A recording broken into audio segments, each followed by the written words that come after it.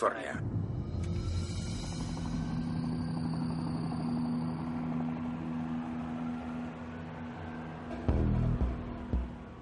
Los Ángeles, 1985. Una noche, dos amigos adolescentes salen de casa.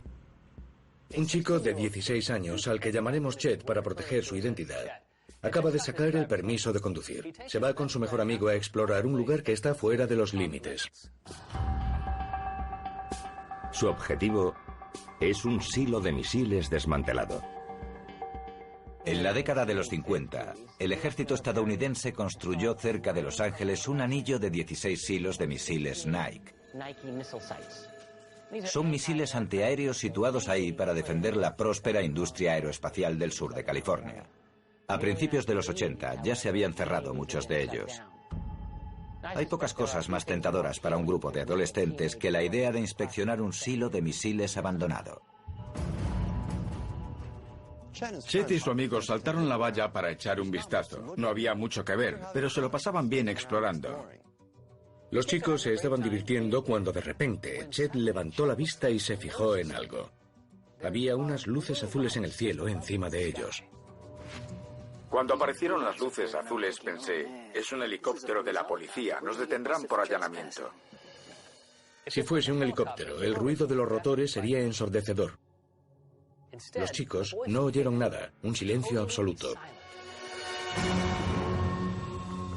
Las luces azules descienden del cielo y los chicos se dan cuenta de que no se trata de la policía. No sé cómo definirlo. No se parecía a nada de lo que había visto en la Tierra. Era un ovni gigante. Este ovni era tan brillante que los chicos apenas sí podían ver la nave. La base de misiles se iluminó completamente como si fuese mediodía. Ellos se quedaron de piedra. No era solo el miedo lo que paralizaba a los testigos. Estábamos bañados por aquella luz y de repente comprendí que no podía moverme. Era como si el ovni me retuviese en el lugar. No podía correr y esconderme, no podía gritar. Me sentía atrapado. ¿Qué pensaste en ese momento? Pensé que iba a morir. La experiencia de Chet no es única. Son cientos los ciudadanos corrientes que han contado que un ovni desbarató sus vidas. La clave del misterio de los ovnis podría estar en estas historias jamás contadas. MUFON investigará ahora estos encuentros extremadamente cercanos.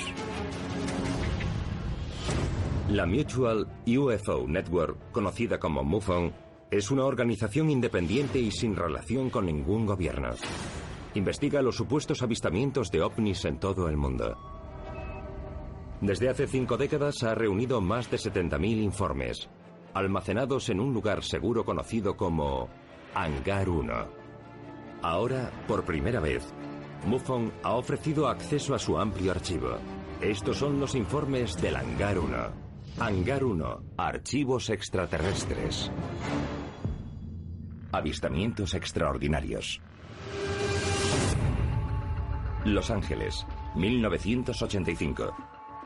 Dos amigos adolescentes han entrado sin permiso en una base de misiles desmantelada. Y de repente, desciende del cielo un ovni que proyecta una luz que parece paralizarlos. ¿Qué pensaste en ese momento? Pensé que iba a morir. Entonces empecé a notar que había algo que me invadía el cerebro. ¿Que lo invadía? Sí, de algún modo supe que el ovni me estaba escaneando. Lo notaba dentro. Me leía el pensamiento. El amigo de Chet manifestó haber experimentado lo mismo. ¿Estaba el ovni escaneando a los chicos? Y en ese caso, ¿por qué? ¿El ovni estaba particularmente interesado en aquellos chicos o su objetivo era la actividad en la base de misiles?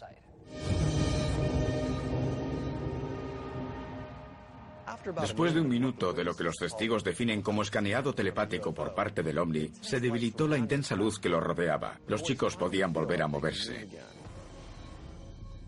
El ovni Asciende rápidamente, tan silencioso como cuando apareció. ¿Recuerdas qué sentiste? No sé. Me alegré de que hubiese acabado.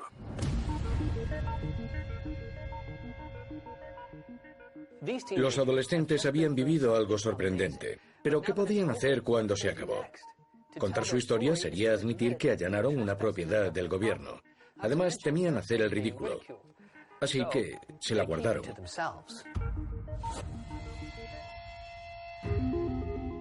Estas experiencias resultan siempre muy confusas y el impacto psicológico de haber visto cosas increíbles es enorme.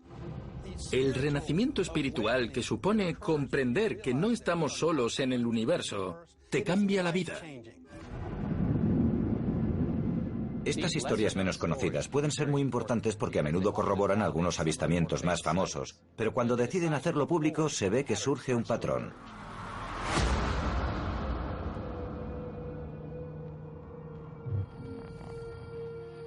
Bien, todo listo. Puede empezar cuando quiera.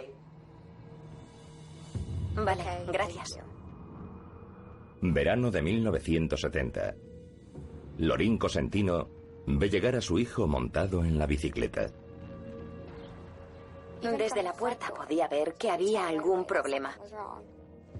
El chico se acerca a su casa, se baja de la bici y se dirige hacia la puerta. El chico empieza a hablar muy rápido. Lorín no entiende nada de lo que dice. Se nota que está alterado. Ella cree que pudo haber tenido un accidente. La razón por la que el chico está alterado no es por unos arañazos o unos golpes. El hijo le dice a su madre que acaba de ver un ovni, un platillo volante, inmóvil, sobre el barrio. ¿Cuál fue su reacción? Me alegré de que no estuviese herido. No me tomé en serio lo del ovni. Intentó consolar a su hijo. Le dijo que posiblemente hubiese sido un avión o un juego de luces, pero el chico seguía alterado. Me suplicaba, ven a verlo. Como cuando un niño tiene miedo de un monstruo que hay debajo de su cama, Lorín quiso demostrarle a su hijo que no tenía nada que temer. Y entonces levantó la vista. Apareció encima del tejado. ¿El qué? El mejor modo de describirlo es un platillo volante. Justo cuando le asegura a su asustado hijo que no existen los platillos volantes, aparece uno muy visible. No sabe qué decir. Es un ovni brillante y metálico. Parece que no tiene ventanas, puertas, escotillas, ni siquiera costuras. Es un disco perfecto que levita silenciosamente sobre el barrio. La madre y el hijo están allí de pie, con la vista fija en el ovni. No saben qué hacer. Están asombrados, pero lo ven los dos juntos. Es muy real. Estuvieron casi 5 minutos mirándolo. El ovni inmóvil, igual que ellos, como si se hubiese detenido el mundo. Pero cuando la madre avanzó un paso, todo cambió. El platillo volante salió disparado hacia arriba y desapareció en el cielo. Según los testigos, no hubo una aceleración. Fue algo instantáneo. ¡Zas! Desapareció. Lo primero que quiso saber la madre fue si eran los únicos que lo habían visto. Fue un encuentro muy breve pero impactante. Nadie más había visto el ovni, lo que significaba que la historia de Lorín no ocuparía ningún titular. Era 1970, no había internet. ¿Cómo se confirma este tipo de avistamiento? La madre llamó a la televisión local preguntando si alguien había visto un ovni en la zona. La respuesta fue positiva. Aquel día varias personas relataron avistamientos similares. De noche puso las noticias, pero no hubo mención al platillo volante. Esta historia increíble fue durante décadas el secreto de la familia. Pero en 1990, la madre supo de la existencia de MUFON. Por fin podía comunicar oficialmente su encuentro. Hay testigos que tardan años en revelar sus encuentros, pero de vez en cuando un investigador de MUFON está en el lugar justo en el momento preciso y tropieza con un caso extraordinario que no había salido a la luz.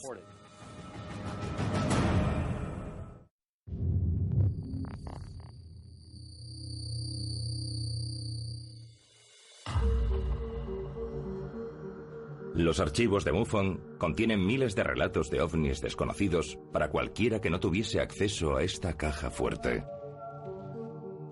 Hay testigos que esperan décadas para revelar sus encuentros con un ovni, y aunque no lo revelen, a veces un investigador tiene la fortuna de tropezar con un caso extraordinario.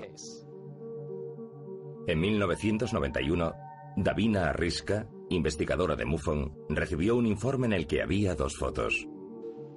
En ellas aparecía un ovni con forma de platillo sobre una zona boscosa. Estas fotografías se las envió a MUFON un contacto de las fuerzas aéreas que las recibió años antes de manos de un antiguo vecino. Al vecino se las dio a un amigo que pudo haber sido o no el fotógrafo original. No son unas fotos de gran calidad, son fotocopias de unas viejas fotos en blanco y negro. Pero hay algo intrigante en ellas. Este ovni no está borroso en el cielo. Está delante de la cámara, inmóvil sobre el suelo. Davina quiso autentificar las fotos, pero fue imposible encontrar al fotógrafo original. Tras 4 meses de investigación, Davina Arriska pudo por fin encontrar a la testigo. Al parecer, la fotógrafa, una viuda de 64 años llamada Jane, vivía en Ellsworth. Mientras compartían un café, Jane contó que las fotos del ovni tenían casi 30 años.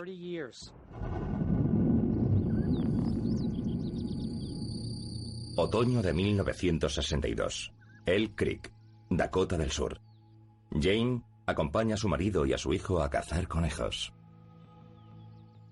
Jane acababa de comprarse una Polaroid y estaba ansiosa por utilizarla. Esa excursión sería una oportunidad para hacer unas buenas fotos. La familia disfrutaba de una tarde sosegada cuando de repente se oyó un agudo chirrido mecánico en el cielo que rompió la tranquilidad. El chirrido agudo se convirtió en un estruendo que fue progresivamente en aumento. ¿Qué sucedió después? No sé qué hacía aquel ruido, pero sonaba como si se acercase. Hay un gran estruendo. Jane no sabe de dónde procede. Se da la vuelta. Y allí está. Un platillo volante metálico sostenido en el aire, inmóvil, detrás de Jane y su marido. Instintivamente levanta la cámara y empieza a hacer fotos. En cuanto Jane se pone a hacer fotos, el ovni se mueve, pero no desaparece. Permanece en el aire y se mueve en el sentido de las agujas del reloj en torno al grupo. Jane sigue haciendo fotografías mientras el ovni da vueltas. ¿Puede describirlo? Hacía mucho ruido, como una vieja caldera que traquetea. Dejaba una estela de humo oscuro que atravesaba los bosques. Es una visión alarmante. Un extraño y ruidoso platillo volante que echa humo y que da vueltas alrededor como un animal listo para el ataque. Pero la primera reacción de Jane es hacerle una fotografía al objeto. Podría ser algo que le cambiaría la vida. Jane siguió haciendo fotos hasta que de repente el ovni trazó una línea recta y se perdió en el horizonte. Miró a su familia, que había compartido aquella experiencia realmente alucinante, pero reaccionaron de modo distinto ante el encuentro. Su marido dijo que posiblemente fuese una nave militar experimental. A Jane le sorprendió que estuviese tan despreocupado. Para ser justos con el marido de Jane, Elk Creek no está muy lejos de la base aérea de Ellsworth. No es irracional suponer que este ovni fuese hecho por el hombre, pero era mucho más avanzado que cualquier cosa vista hasta el momento. ¿Usted qué pensó? Sentí que habíamos visto algo de otro mundo, pero a mi marido parecía no importarle. Solo quería seguir cazando conejos. Muchas veces los testigos se niegan en redondo a reconocerlo. A partir de ese día, cuando Jane hablaba del encuentro o enseñaba las fotos, su marido se reía de ella. Llegó a darle miedo comentar su experiencia y durante 30 años se negó a hablar de los ovnis. Es una pena, porque cuando por fin se sinceró con la investigación de MUFON, se vio que había más cosas en la historia. En 1991, Jane reveló un secreto que no había compartido con nadie. En ese momento Jane es mayor y no tiene muy buena salud. Quiere contarlo todo. Le confiesa a la investigadora que después de ese encuentro se despertó varias veces en un estado de parálisis y vio figuras misteriosas de pie junto a ella. En otra ocasión entraron en su casa unas pequeñas esferas brillantes que recorrieron las habitaciones. Esta mujer vivió durante años estas experiencias desestabilizadoras y creyó que debía sufrir en silencio por temor al ridículo. Se quedaron sin respuesta a preguntas importantes. ¿La eligieron basándose en aquel primer encuentro? ¿O la siguieron porque había visto algo que no debía? Jane no es la única que se muestra reacia a revelar una historia extraordinaria.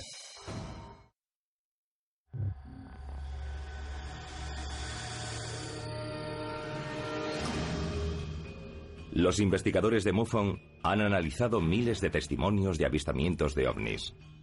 Historias que, de lo contrario, habrían permanecido ocultas. Entre ellas, historias de encuentros muy cercanos con ciudadanos normales, cuyas vidas cambiaron para siempre después de esa experiencia. Para MUFON es importante que nos cuenten estos encuentros muy cercanos, porque con frecuencia se produce una interacción entre los seres de la nave y el individuo que es testigo del suceso. Sucede algo, se transforma la realidad, se manipula el espacio y el tiempo. Cosas de este tipo, que están muy lejos de lo que conocemos y que casi siempre provocan un efecto asombroso en los testigos.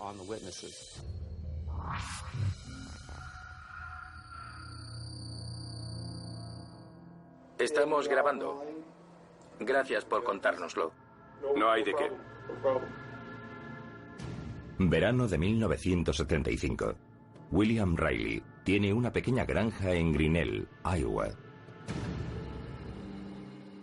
Estaba durmiendo en el porche. ¿Por qué en el porche?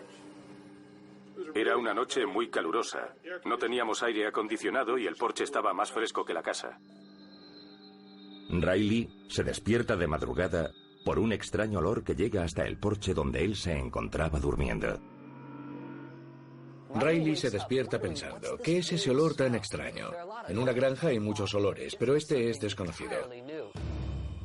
Es un olor embriagador, como si se quemase un producto químico. Cuando se levanta para investigar, empiezan los sonidos.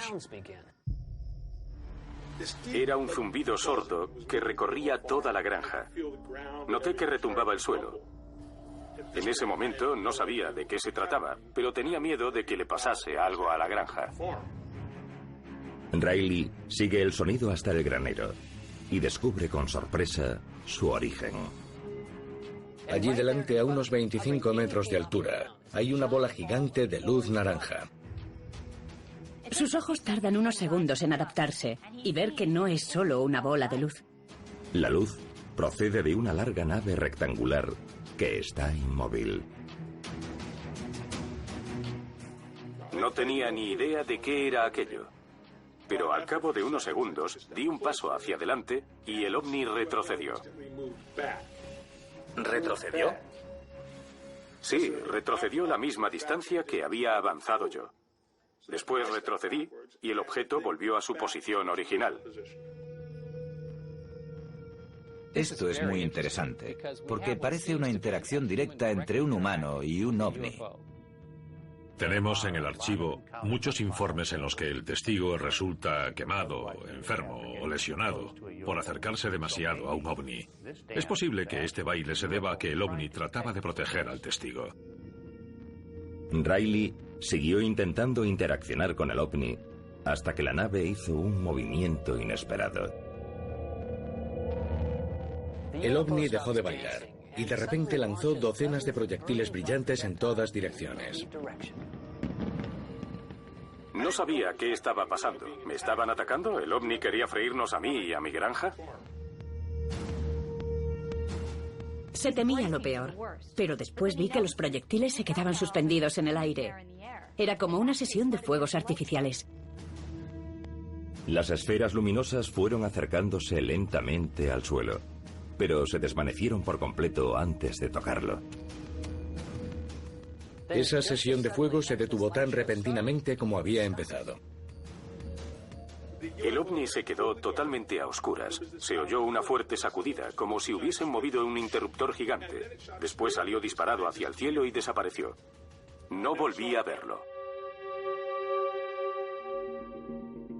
William Riley no supo qué hacer con esta historia hasta pasados muchos años, cuando supo de la existencia de MUFON.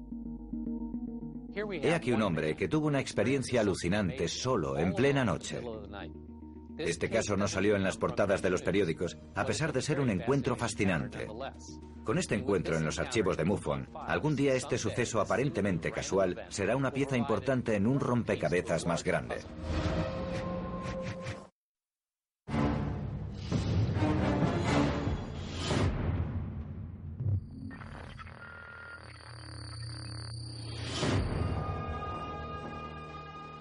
En Hangar 1 hay archivados miles de encuentros muy cercanos.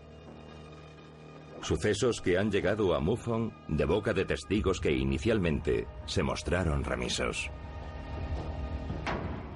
A veces el testigo llevará su encuentro con un ovni en secreto hasta muchos años más tarde. Incluso dudará de los detalles de lo ocurrido. Pero en ocasiones, uno de estos testigos tendrá la fortuna de que se confirme su avistamiento tras varias décadas de incertidumbre.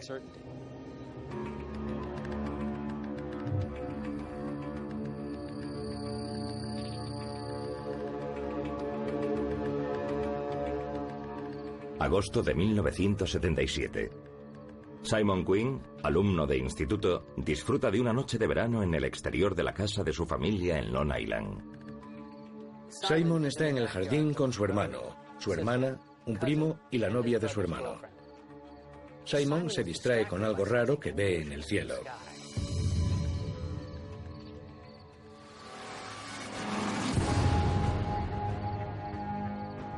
A lo lejos, aparecen tres luces. Son tres luces separadas, pero parece que vuelan en formación, dibujando una figura triangular en el cielo. Los chicos dejaron los juegos y se pusieron a mirar las luces. ¿Qué eran? Volaban demasiado bajo para ser aviones. Además, seguían una trayectoria muy extraña. Las tres luces mantenían permanentemente la misma distancia entre ellas. De repente, dos de las luces se desvanecen en la oscuridad. Cuando desaparecieron dos luces, la tercera siguió moviéndose directamente hacia Simon y su familia. El hermano de Simon quería ver aquello mejor y echó a correr hacia la casa para buscar las gafas. ¿Hubo algún cambio? Sí. En el minuto y medio que estuvo en casa mi hermano, la luz se acercó mucho más. Veían que se aproximaba aquel objeto, estaban hipnotizados, y antes de que se dieran cuenta, el ovni había pasado sobre ellos. En ese momento me dije, Dios mío, es un platillo volante. Simon describe la nave como un disco sin ventanas. El ovni se paró y se mantuvo en el aire sobre el jardín del vecino. El grupo estaba aterrorizado por lo que pudiese pasar. De repente el ovni proyectó un cono de luz intensa sobre el jardín del vecino. Era tan brillante que la hierba parecía de color blanco. Recuerdo que pensé, esta cosa nos llevará. Se quedaron petrificados. Los chicos pensaron que los abducirían. Pero de repente se apagó la luz cegadora. ¿Qué sucedió después? El ovni empezó a hacer un zumbido, como... Después desapareció en el horizonte. En cuestión de segundos. Cuando desapareció el ovni, volvió el hermano de Simon con las gafas. Pero se lo perdió todo. Los chicos se sacudieron el miedo y empezaron a gritar, ¿qué ha pasado? Se metieron en casa para contarles a sus padres aquello tan extraordinario que había ocurrido fuera, pero nadie se lo creyó. Los adultos se rieron de su historia. No volvimos a hablar del asunto. Ser testigo de un suceso como ese y que al día siguiente no puedas comentar nada porque se burlan de ti es al menos descorazonador. Porque las personas muy inteligentes que tienes alrededor no están dispuestas a admitir que pueda haber otra cosa más allá de la verdad que nos han contado siempre. Varias décadas después, Simon estaba hablando con su hermana y sacó el tema del ovni. Resultó que ella también había guardado el secreto. Le contó todo lo que había pasado a Simon y coincidía con los recuerdos de él. Después de una vida de silencio, hasta el punto de que llegó a dudar de sus recuerdos, Simon recibió una confirmación. Sucedió realmente, no estoy loco. Simon recurrió a otro testigo, la exnovia de su hermano. El hermano de Simon llevaba muchos años sin hablar con ella. Se había casado y tenía familia, pero la localizaron y le preguntaron por aquella noche de 1977. Fue como si recordase un fantasma. Aquello la había alterado mucho, pero solo recordaba partes de la historia, las luces que se aproximaron y la intensa luz brillante. Por alguna razón, los demás recuerdos eran muy vagos. Como si hubiese agujeros en su memoria. ¿Los bloqueó o, como afirman muchos testigos, estos encuentros cercanos son capaces de borrarse a sí mismos? Se trata de un fenómeno interesante. Diversos testigos con distintos grados de recuerdos de un suceso. ¿Es simplemente obra de la memoria selectiva? Mientras que hay testigos que entierran o borran de su mente los avistamientos de ovnis, otros encuentros son tan increíbles que los experimentan llegan a cuestionarse si fueron reales o no.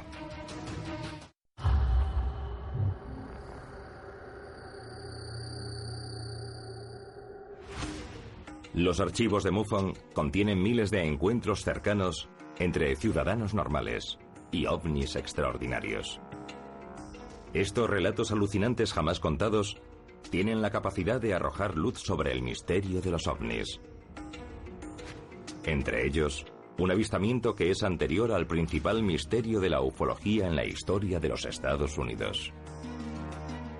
2 años antes de que el incidente de Roswell llevase a los ovnis a las portadas, 2 chicos experimentaron algo tan increíble como aquello, sino más.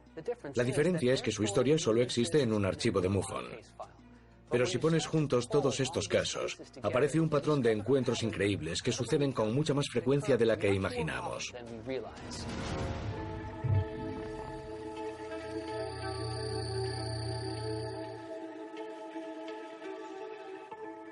St. James, Missouri, 1945. Andy y Patrick Calhoun, 2 hermanos adolescentes, disfrutan de una mañana de domingo en la granja familiar. Los 2 chicos están sentados en la cocina, leyendo los cómics dominicales cuando de repente el mayor ve algo a través de la ventana.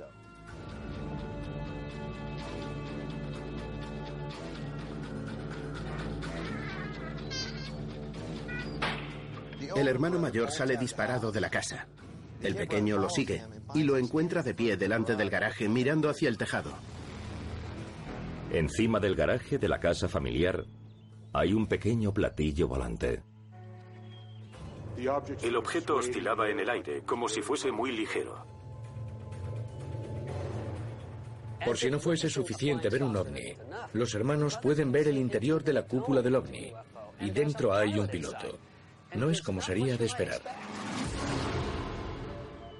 Había un hombre dentro, totalmente ajeno a ellos, pero el piloto del ovni no tenía aspecto de alienígena. Era un hombre de aspecto humano, pelo rubio y corto, vestido con un mono entero, sin distintivos ni insignias. ¿Qué era lo que veían? Una serie de ciencia ficción que se hace realidad en su granja. El platillo empezó a hacer mucho ruido y el piloto estaba ocupado en la zona de los paneles de control como si estuviese haciendo alguna reparación. Los 2 hermanos están absortos observando el ovni.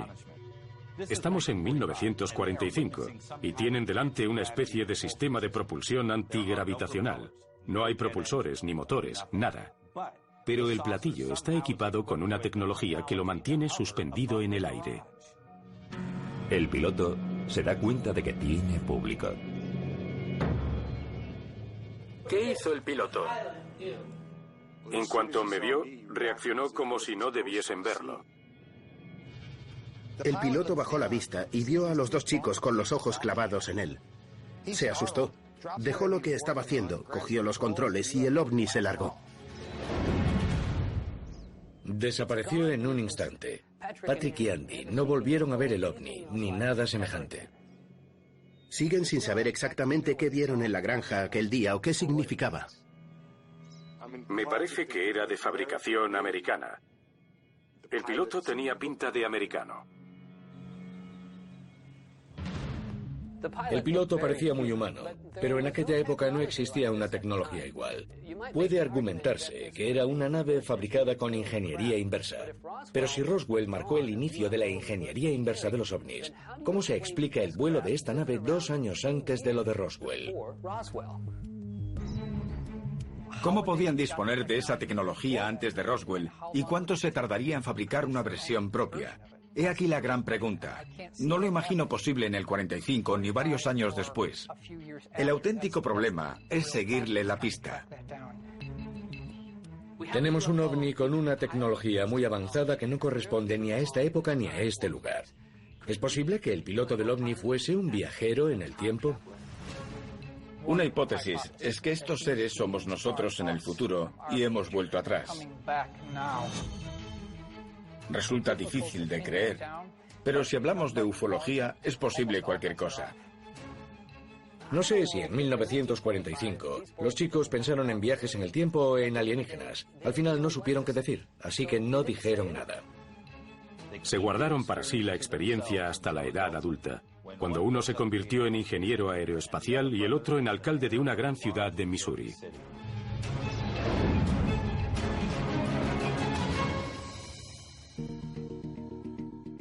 Es frecuente encontrarse con estas historias increíbles, y en muchas de ellas parece surgir un patrón: la reticencia a hacer público lo sucedido.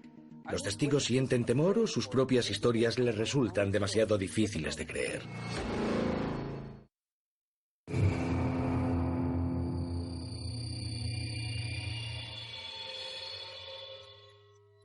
Los archivos de MUFON en Hangar 1 nos cuentan una historia secreta de encuentros muy cercanos. Sin estos extraordinarios relatos, no tendríamos noticia de algunas de las interacciones más fascinantes entre ciudadanos normales y visitantes de otros mundos. Cuando te pones a examinar estos archivos menos conocidos de MUFON, descubres avistamientos de ovnis alucinantes por parte de testigos de gran credibilidad. Recientemente acudió a nosotros un hombre con una historia que representa un relato fantástico y creíble de lo que debería suceder dentro de un ovni. Estamos grabando. Necesito contar mi historia porque quizá algún día alguien dé un paso al frente y cuente lo que vio. Fort Worth, Texas. Un vigilante de una empresa de transportes regresa a su casa después del trabajo. Fue en julio de 2007 y me fijé en una luz entre naranja y dorada que venía del norte. Era como una hermosa luna llena. Pero se da cuenta de algo. Si yo voy hacia el norte, eso no puede ser la luna. Mientras Ken trataba de adivinar qué era aquello, de repente esta luna empezó a moverse en el cielo. Era una esfera brillante, entre naranja y amarilla, que pasaba por encima de la carretera y se acercaba. Pude ver bien lo que era. Sobre la carretera, observó un enorme platillo volante. Pensé que no podía ser lo que yo creía que era. En aquel momento creí que era una broma, que no podía ser real. Como no había tráfico, me paré y observé aquel objeto. El ovni se puso a dar vueltas hasta colocarse junto a la carretera, al lado del vehículo de Ken. El vehículo y el ovni recorren prácticamente juntos la carretera y puede fijarse en aquella nave extraña. Describe su forma como dos ensaladeras unidas por un anillo de luces. Ken trató de captar todos los detalles del ovni, pero parecía que el ovni pretendía hacer lo mismo con él, ya que de repente proyectó un rayo de luz azul hacia su vehículo. Pero no era el rayo de una linterna o de un láser, era una luz muy extraña. Era casi como una espada luminosa de la que salía la luz lentamente y se detenía a cierta distancia. No sé cómo lo harían. El rayo azul se extiende por la carretera y alcanza directamente a su vehículo. El rayo no ilumina simplemente la ventanilla de Ken. Forma un ancho túnel de luz que penetra en el cuerpo del vehículo. No es un rayo abrasador que agujerea la chapa. El rayo se proyecta de forma ininterrumpida, como si no hubiese nada en su camino.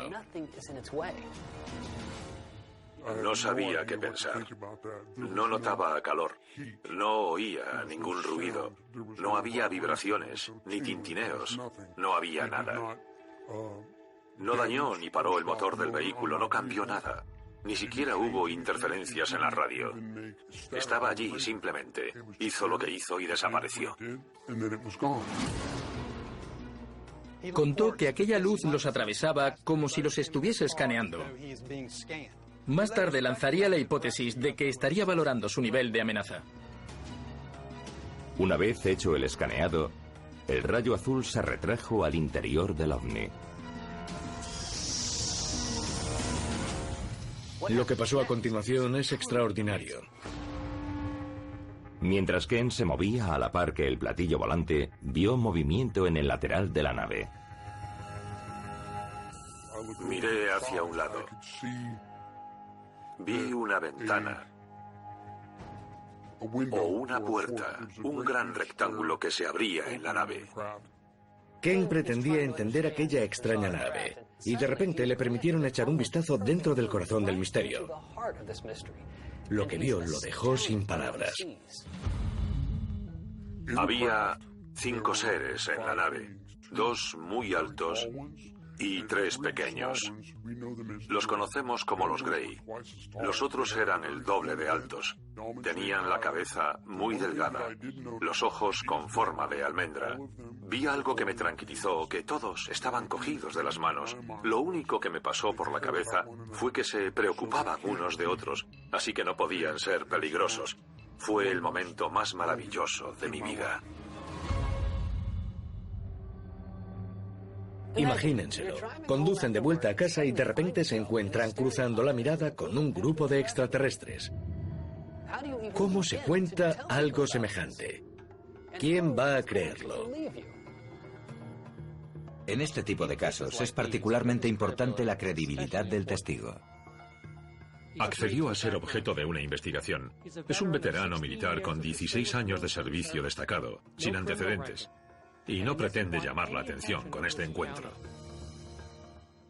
Muchos de estos testigos, como Ken, los hermanos que vieron al piloto del ovni en 1945, los adolescentes en el silo de misiles, Jane, la fotógrafa del ovni en el bosque, no tienen nada que ganar saliendo a la luz, salvo la esperanza de que su experiencia pueda ayudar a aclarar el misterio de los ovnis. Cuando dan un paso al frente, estas personas buscan corroboración, que se reconozca que lo que dijeron era cierto. Queremos que nos acepten como personas responsables y serias, no como gente que imagina cosas.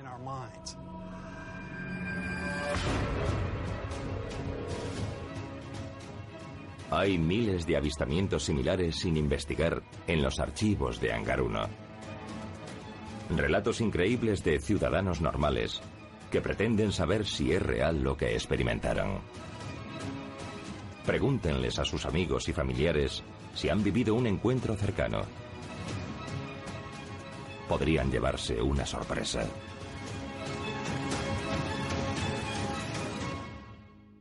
Los siguientes incidentes figuran en expedientes reales. Son investigaciones auténticas sobre ovnis.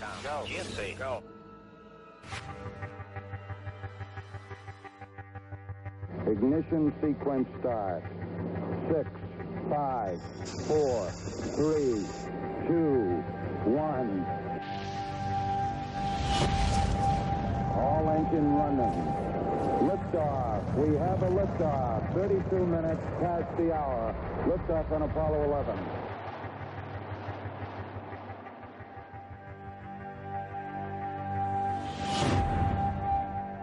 20 de julio de 1969. El módulo lunar del Apolo 11 toma contacto con la superficie de la Luna. Tranquility Base here. The Eagle has landed. 6 horas después de que el módulo lunar del Apolo 11 se posase sobre la Luna, apareció Neil Armstrong, bajó la escalera y se convirtió en el primer ser humano que la pisaba.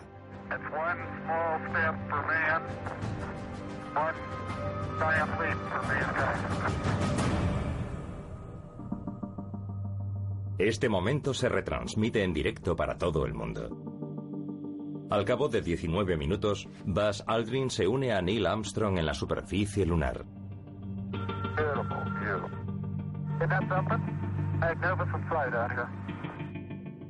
Armstrong y Aldrin estuvieron aproximadamente 2 horas y media recogiendo muestras de rocas y comunicando sus observaciones a la NASA. Los archivos de MUFON revelan que durante esas 2 horas y media hubo 2 minutos en los que se cortaron las comunicaciones. Por el sobrecalentamiento de una cámara, dijo la NASA. Se dijo que la retransmisión era en directo, pero la NASA tiene un amplio sistema de transferencia que recoge las señales en Australia, las envía a través de los océanos y pasa por múltiples ordenadores. A lo largo de ese trayecto pudieron haber intervenido y editado cortando partes que no querían que se viesen. De modo que la retransmisión en directo se convertiría en una especie de retransmisión en diferido, planificada y casi preparada de antemano. Sucedió algo durante esos 2 minutos cruciales que la NASA no quería que viese u oyese la ciudadanía. Muchísimos radioaficionados, con sus aparatos receptores de alta frecuencia, pudieron oír el audio en directo y sin censura entre la NASA y los astronautas. Lo que captaron fue muy misterioso.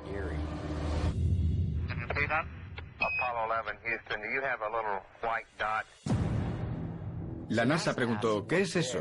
Y unos momentos después contesta el Apolo, estas cosas son enormes, señor, gigantescas. Frases como, Dios mío, les digo que ahí hay otras naves espaciales, en el extremo más lejano del cráter. Están en la Luna observándonos. ¿No es curioso que fuese esto lo que sucedió durante los 2 minutos de apagón? Es inaudito. La grabación de 2 astronautas que hablan abiertamente de posibles naves espaciales extraterrestres. No se trata de una luz en el cielo. Hay varias naves, paradas, observando sus movimientos. No soy capaz de imaginar lo que sintieron Armstrong y Aldrin al encontrarse esas naves en la Luna.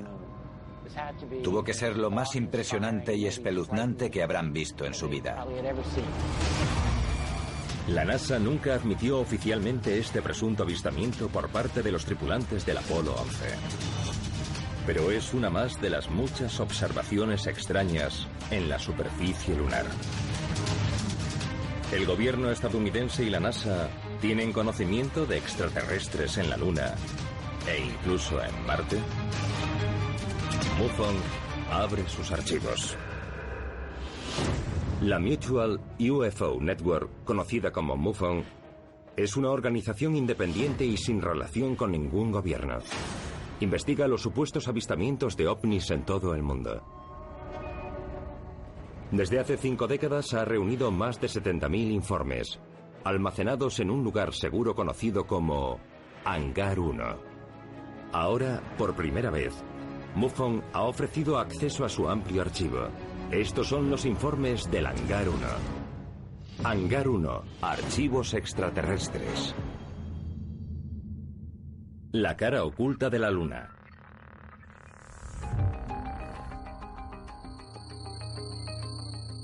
...21 de julio de 1969... Base Tranquilidad, la Luna. Son cientos de radioaficionados que captan una transmisión censurada del Apolo 11... en la que se comunica el avistamiento de varios ovnis en la superficie lunar. En 1979, Maurice Chatelain, antiguo jefe de sistemas de comunicación de la NASA, confirmó que Neil Armstrong había conectado el canal médico para realizar esa afirmación. Tiene sentido el cambio de las comunicaciones a otro canal porque los astronautas disponían de una línea privada y directa con sus médicos personales para poder hablar de asuntos privados. Nuestros archivos sugieren que en el alunizaje del Apolo 11 se especulaba con que pudiesen encontrar ovnis. En esa misión se utilizó un sistema seguro diseñado para censurar las transmisiones de radio antes de que saliesen a las ondas. Según los archivos, el Apolo 11 tuvo 2 extraños encuentros más durante su misión. Muchos creen que había una presencia extraterrestre que los observaba. El Science Digest publicó en julio de 1977 la versión de James Mullaney, escritor de astronomía. Durante el primer alunizaje, la tripulación del Apolo 11 comunicó que la cápsula se vio frenada por lo que parecía ser una masa de energía inteligente. Es realmente asombroso. ¿Una masa de energía inteligente? He aquí astronautas de verdad, hablando abiertamente de un encuentro con una especie de ente inhumano. 4 décadas después de la misión del Apolo 11, Aldrin reconoció que durante el tercer día de su viaje, la tripulación vio un objeto no identificado que los seguía. Llamaron a la NASA y preguntaron si podía ser el cohete propulsor que los había lanzado 2 días antes. La respuesta de la NASA fue que su posición no estaba próxima. En otro momento de la misión, la tripulación del Apolo 11 vio otro objeto no identificado. Durante el descenso del Apolo 11 hacia la Luna, Aldrin grabó con una cámara de 16 milímetros una especie de objeto blanco, brillante y veloz, que parecía seguir al módulo lunar. Lo más curioso es que al mismo tiempo, en el módulo de mando, Michael Collins comunicó el mismo fenómeno. Columbia, this is Houston. Go ahead, over. I did see a suspiciously small white object. Go ahead with the coordinates on the small white object. It's right on the southwest rim of a crater. I think they would know it if they were in such a location. It's on the southwest wall of a smallish crater. Los astronautas son los testigos más fiables que puede haber. Y aquí están, comunicando que han visto cosas en la Luna. Es un testimonio que merece la pena considerar. A la vista de las comunicaciones mantenidas entre los astronautas del Apolo 11 y la NASA, solo se puede concluir que encontraron ovnis en la Luna. Pero sigue habiendo preguntas sin respuesta. ¿Qué hacían estos ovnis allí? ¿Estaban controlando la misión del Apolo 11? Estoy convencido de que están observando y controlando nuestros progresos. No me imagino que para los extraterrestres fuese una sorpresa que llegásemos allí en un momento dado. De hecho, si se analiza el relato, parece que ellos siguen de cerca la misión. Cuando aluniza la tripulación del Apolo, están allí, muy próximos a ellos. Es interesante señalar que cuando Neil y Buzz alunizaron con el módulo lunar, no se posaron sobre la zona que estaba prevista. Lo hicieron en una zona rocosa y estuvieron a punto de quedarse sin combustible al evitar el punto previsto. Por eso creo que pudieron haber alunizado en el otro punto a propósito, porque buscaban algo. La investigación de las transmisiones originales del Apolo 11 lleva a un callejón sin salida.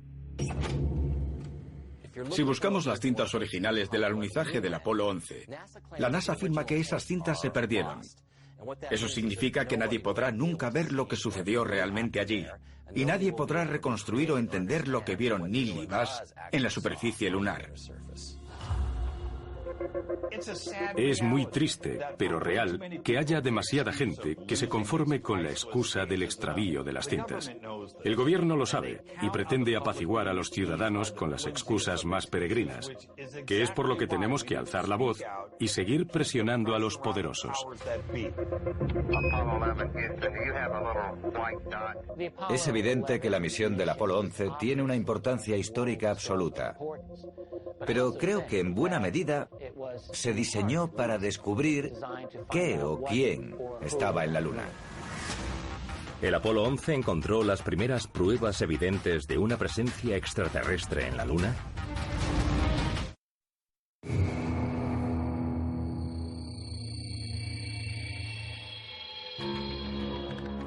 En Hangar 1 hay archivos que indican que la tripulación del Apolo 11 vio objetos extraños en la Luna. Hay un hombre que puede tener la clave de este misterio. A Carl Wolf me lo presentó un amigo común que sabía de mi interés por los ovnis. Al cabo de varios meses de amistad, Carl me confesó la extraordinaria experiencia que había vivido como miembro del ejército.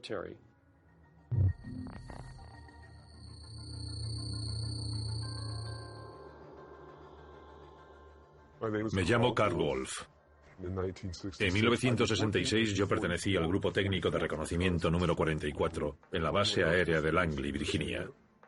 Era un técnico en electrónica, especialista en electrónica y fotografía. Llamaron a Carl Wolf para decirle que necesitaban ayuda en un laboratorio secreto. Su impresora especial no funcionaba y querían que fuese alguien a repararla. Yo era el único soldado de segunda con autorización de seguridad de encriptación. Mi jefe me dijo que tenía que ir a la NSA y echarle un vistazo a un aparato. En ese momento creí que había pronunciado mal la palabra NASA porque yo no conocía la NSA. Es donde reciben las imágenes del orbitador lunar. De 1966 a 1967, la NASA lanzó 5 naves para orbitar la Luna. Hicieron fotografías buscando los mejores lugares para el alunizaje de las misiones Apolo. Carl Wolf llega al laboratorio que procesa las fotografías del orbitador lunar. Intuye que hay algún problema. Me llevaron a las instalaciones. Entramos en la sala de revelado. Había una luz roja. En la sala estaba solo un soldado. Carl Wolf y el soldado se pusieron a hablar. Al fondo de la sala había varias imágenes. El soldado cogió una, pero antes de hacerlo dijo: por cierto, hemos descubierto una base en la parte oculta de la Luna. Pensé, Dios mío, este chico me está dando información que no debía darme. Yo tenía miedo de que entrase alguien porque los dos corríamos peligro. Era un gran fallo de seguridad. ¿Se imaginan lo que es recibir esa noticia? Fue antes de que llegásemos a la Luna. Y nos enteramos de que alguien o algo ya tiene bases allí. No fue algo que Carl Wolf oyó simplemente. También vio una fotografía. Carl Wolf recuerda su sorpresa al ver y examinar la fotografía clasificada. Vi unas grandes estructuras, cúpulas y edificios esféricos, como unas torres. Algunos se parecían un poco a los platos de radar o algo así. Eran estructuras enormes. Le pregunté de quién era la base, pero no pudo contestar. Al momento se abrió la puerta y no respondió. Aunque tampoco creo que lo supiese, no lo sabía nadie. Conocer lo que era un secreto reservado a las más altas instancias del gobierno debió ser muy estresante para él. Carl hizo pública su historia años más tarde porque creía que los ciudadanos tenían derecho a saber la verdad. ¿Es posible que en esa fotografía Carl Wolf viese una base en la Luna? Se enviaron a la Luna 5 naves orbitales para reunir fotografías de posibles lugares de alunizaje para las misiones Apolo. No me sorprendería que hubiesen encontrado algo. Estas imágenes no se enviaron directamente a la NASA, se enviaron a la NSA, que las analizó según sus parámetros de espionaje. La pregunta es ¿por qué las analizó la NSA antes que la NASA? A no ser que tuviesen razones para preguntarse si había alguien más en la Luna. He entrevistado a bastantes personas y me han asegurado que en la Luna está pasando algo que no nos cuentan. Si profundizas lo suficiente, encuentras fotografías de la Luna en las que parece que se han borrado ciertas cosas. Richard Hoagland, especialista en artefactos lunares, afirma que la NASA ha modificado fotos de la superficie lunar. En la Luna hay objetos que no pueden definirse como formaciones geológicas naturales debido a su compleja estructura geométrica y organizativa. Richard afirma que hasta ahora se han descubierto distintos artefactos misteriosos en 44 regiones de la Luna. Son 44 regiones diferentes de la Luna. ¿Cuánto nos están ocultando de lo que sucede realmente ahí arriba? Los hay que creen que la NASA tenía dos propósitos cuando envió astronautas a la Luna. Uno es el que conocemos todos. El otro, no. Es como si hubiese dos NASAs distintas. Está la versión pública de la NASA, la que conocemos todos, y después está la versión privada, la versión secreta.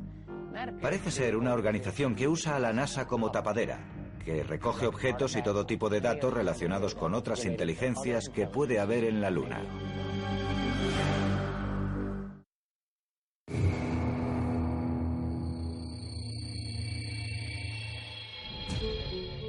En Hangar 1 hay archivos que cuentan historias sobre bases en la cara oculta de la Luna.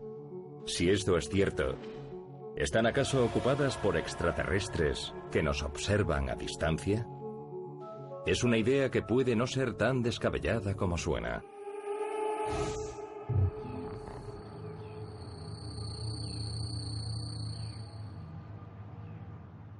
...17 de diciembre de 1972... Menlo Park, California. Al mismo tiempo que el Apolo 17 abandonaba la Tierra con destino a la Luna, un hombre llamado Ingo Swann llegaba al Instituto de Investigación de Stanford, California, para reunirse con científicos y gente de la CIA. La CIA se había interesado por Ingo Swann, un destacado investigador en el campo de la parapsicología, debido a su presunta habilidad como vidente remoto. Es un fenómeno en el que ciertas personas afirman poseer la capacidad de ver cosas en una especie de experiencia extracorpórea. Pueden acceder a lugares remotos y ver objetos u otras personas y comunicar lo que ven.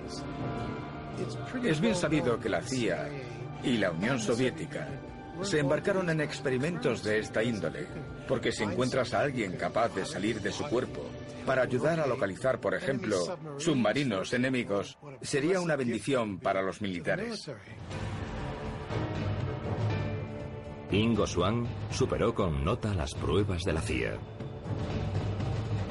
Esto convirtió a Ingo Swann en una especie de superestrella secreta en el campo de la videncia remota. Recibió una llamada. Se trata de una situación de gran importancia. Necesitamos tu ayuda.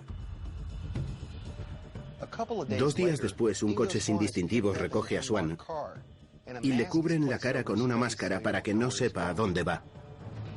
Llega a lo que parece ser una base subterránea y lo acompañan hasta un cuarto pequeño. Le dicen que espere. Le quitan la venda y nuestro Ingo Swann se ve cara a cara con un hombre que dice llamarse Señor Axelrod. Axelrod le explica la situación a Swann. Necesito que veas a distancia estas 6 coordenadas en la Luna.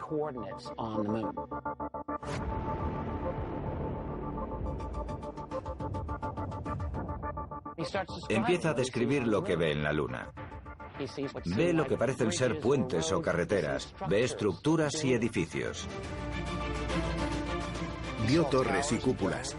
Vio hormigón y posiblemente cristal. Me parece interesante que Wolf y Swann hayan manifestado que vieron lo mismo, a pesar de no conocerse. Esto puede ser difícil de creer. Sí, se hicieron estudios sobre la videncia remota, pero ¿cuenta eso como prueba de que hay bases en la Luna? Las afirmaciones de Swann no se limitan a unas estructuras lunares. También vio seres o personas en la Luna. Cuando vio que se fijaban en él, se asustó y dijo, me están mirando. Y Axelrod dijo, sal de ahí rápidamente. Y finalizó la sesión. Esta experiencia impactó a Ingo Swann. Ingo preguntó qué era aquello. Axelrod no contestó. Ingo Swann siguió haciendo preguntas. Un momento, ¿es que tenemos una base secreta o los rusos tienen una base secreta en la Luna? No hubo respuesta. Ingo Swann insistió. Espere, ¿debo creer que hay otro grupo con presencia en la Luna? Axelrod contestó. Muy interesante, ¿eh? Axel se fue y a Ingo lo mandaron a casa al día siguiente. Ingo Swann no volvió a tener noticias de ese tal Axelrod. La cuestión es quién o qué era Axelrod. Axelrod no le dijo a Ingo a qué agencia pertenecía. Cabe la posibilidad de que fuese un elemento más de la laberíntica estructura de la comunidad de inteligencia de los Estados Unidos. ¿Vio Ingo Swann realmente actividad extraterrestre en la Luna? ¿O podría ser una base lunar construida por los militares estadounidenses? Mucho antes de que llegásemos a la Luna, allá por 1960, la Agencia Militar de Misiles Balísticos desarrolló un programa para montar un puesto avanzado militar en la Luna. Se bautizó como Proyecto Horizonte. Ese puesto militar permanente costaría unos 6.000 millones. Una cantidad de dinero enorme para esa época. Y aún no habíamos mandado a nadie al espacio. Querían que estuviese operativa en 1966 con 12 soldados astronautas destinados en la Luna. ¿Por qué al gobierno estadounidense le parecía necesario tener una base militar secreta en la Luna? El teniente general Trudeau le escribió una carta al presidente Eisenhower en la que afirmaba que era necesario contar con un puesto lunar para desarrollar y proteger los intereses potenciales de Estados Unidos y que sirviese como base para la posterior exploración del espacio. Algunos creen que algún día los minerales naturales de la Luna serán claves para la supervivencia de la Tierra. Los minerales principales de la Luna contienen oxígeno, hierro y calcio. Es fácil imaginar que si los agotamos aquí en la Tierra, la Luna sería un lugar del que querríamos obtener dichos elementos. Pero el gran desafío es el enorme coste energético de trasladar allí los equipos para la extracción y el viaje de vuelta. Lo más probable sería que sirviese como base para colonizar el sistema solar.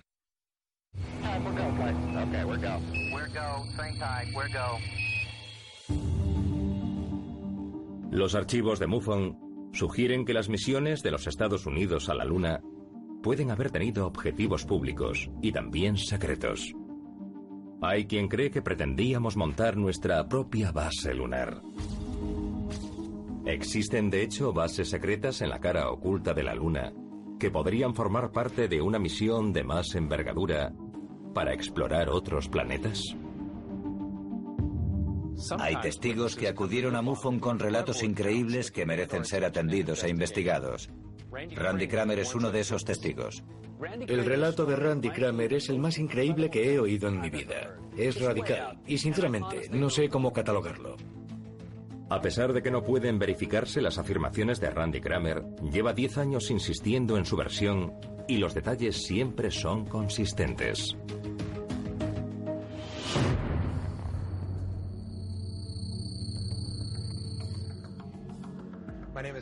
Me llamo Randy Cramer.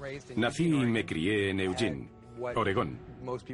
La mía era una vida muy normal, en una familia americana de clase trabajadora. Pero en noviembre de 1987, cuando tenía 17 años, la vida de Randy Cramer dio un giro sorprendente. Según Randy Cramer, una noche lo despertó una luz intensa en su habitación. Era como si se iluminase la entrada, y en ella apareció algo. De la luz surgieron dos hombres vestidos de negro y sacaron a Randy Cramer de la cama. No ofreció resistencia porque pensó que estaba soñando. Se lo llevaron a través de un portal. Me llevaron a una base, unas instalaciones subterráneas, creo, donde nos reunieron cerca de una gran nave negra triangular. Los recuerdos de Randy de una nave triangular coinciden con la descripción de una nave en nuestros archivos. Se conoce como TR-3B. El TR-3B es presuntamente un vehículo financiado en secreto. Se asemeja en cuanto a la forma y a la función a lo que conocemos como ovnis. Con respecto al rendimiento del TR-3B, estamos hablando al menos de Mach 15. Junto con otros chicos y chicas, conducen a Cramer a bordo de la nave triangular. La nave descendió y subimos a bordo los 40 o 50 jóvenes que estábamos en ese lugar. En ese momento, yo no sabía lo que pasaba. Sabía que era algo diferente. Era una especie de excitación porque veía que íbamos a algún lado. En mis investigaciones me he encontrado con varios casos bastante similares a los que nos cuenta Kramer en su caso. Son personas a las que se llevan de niños, a veces por medios muy exóticos, a lugares en los que se ponen a prueba sus capacidades. Debemos preguntarnos si eso le sucedió realmente a Randy Kramer o si fue solo un sueño. Pero lo que ocurrió después, según Kramer, parece demasiado real. El capitán de la nave dijo: lo que haremos ahora será echar un último vistazo al planeta. El techo se convirtió en una pantalla panorámica. Desapareció visualmente el techo. Podíamos ver el espacio y la Tierra delante de nosotros. Y siguió: fijaos bien en ella, es por lo que estamos luchando. Era nuestra casa e íbamos a algún lugar para luchar por ella, para protegerla y salvar a los habitantes de nuestra casa. 2 horas más tarde, el capitán anunció que estaban a punto de aterrizar en un lugar, la base de mando Luna, en la cara oculta de la Luna.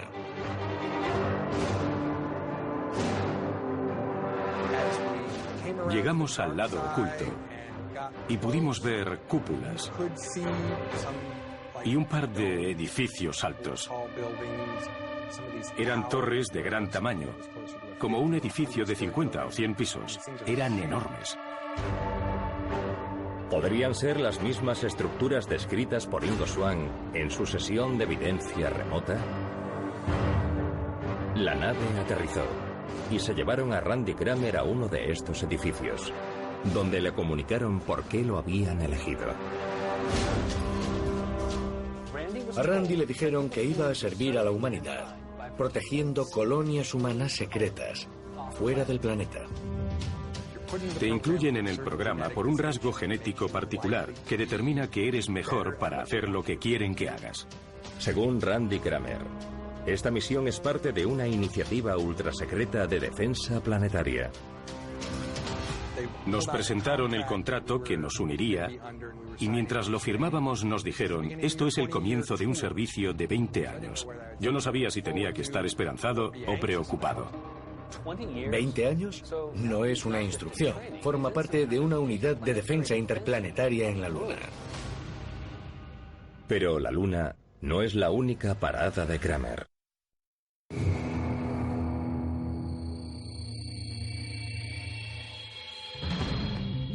En los archivos de MUFON está el caso de Randy Kramer, quien afirma haber sido transportado fuera de la Tierra cuando tenía 17 años, como parte de un proyecto secreto de defensa espacial.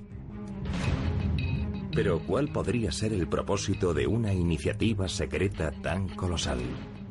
Según la versión de Kramer, lo seleccionaron para formar parte de un programa de supersoldados. Esto implica que lo mejorarían genéticamente y lo adiestrarían de modo especial para misiones muy importantes. A algunos, la idea de un supersoldado les parece una locura, una fantasía, pero es muy creíble. Existe una agencia llamada DARPA, la Agencia de Proyectos de Investigación Avanzados de Defensa. Ahora mismo, en DARPA se está hablando de que les interesa ayudar a los soldados a regenerar extremidades por medio de terapia genética, o la capacidad de pasar un periodo largo de tiempo sin dormir. Si todo esto se hace públicamente, ¿qué se hace en secreto? ¿Qué han podido hacer de modo clandestino? He aquí a Randy Kramer, que se enteró de que lo reclutaron para un programa de supersoldados después de llegar a la Luna en un ovni. Pero la Luna es solo la primera parada de su aventura.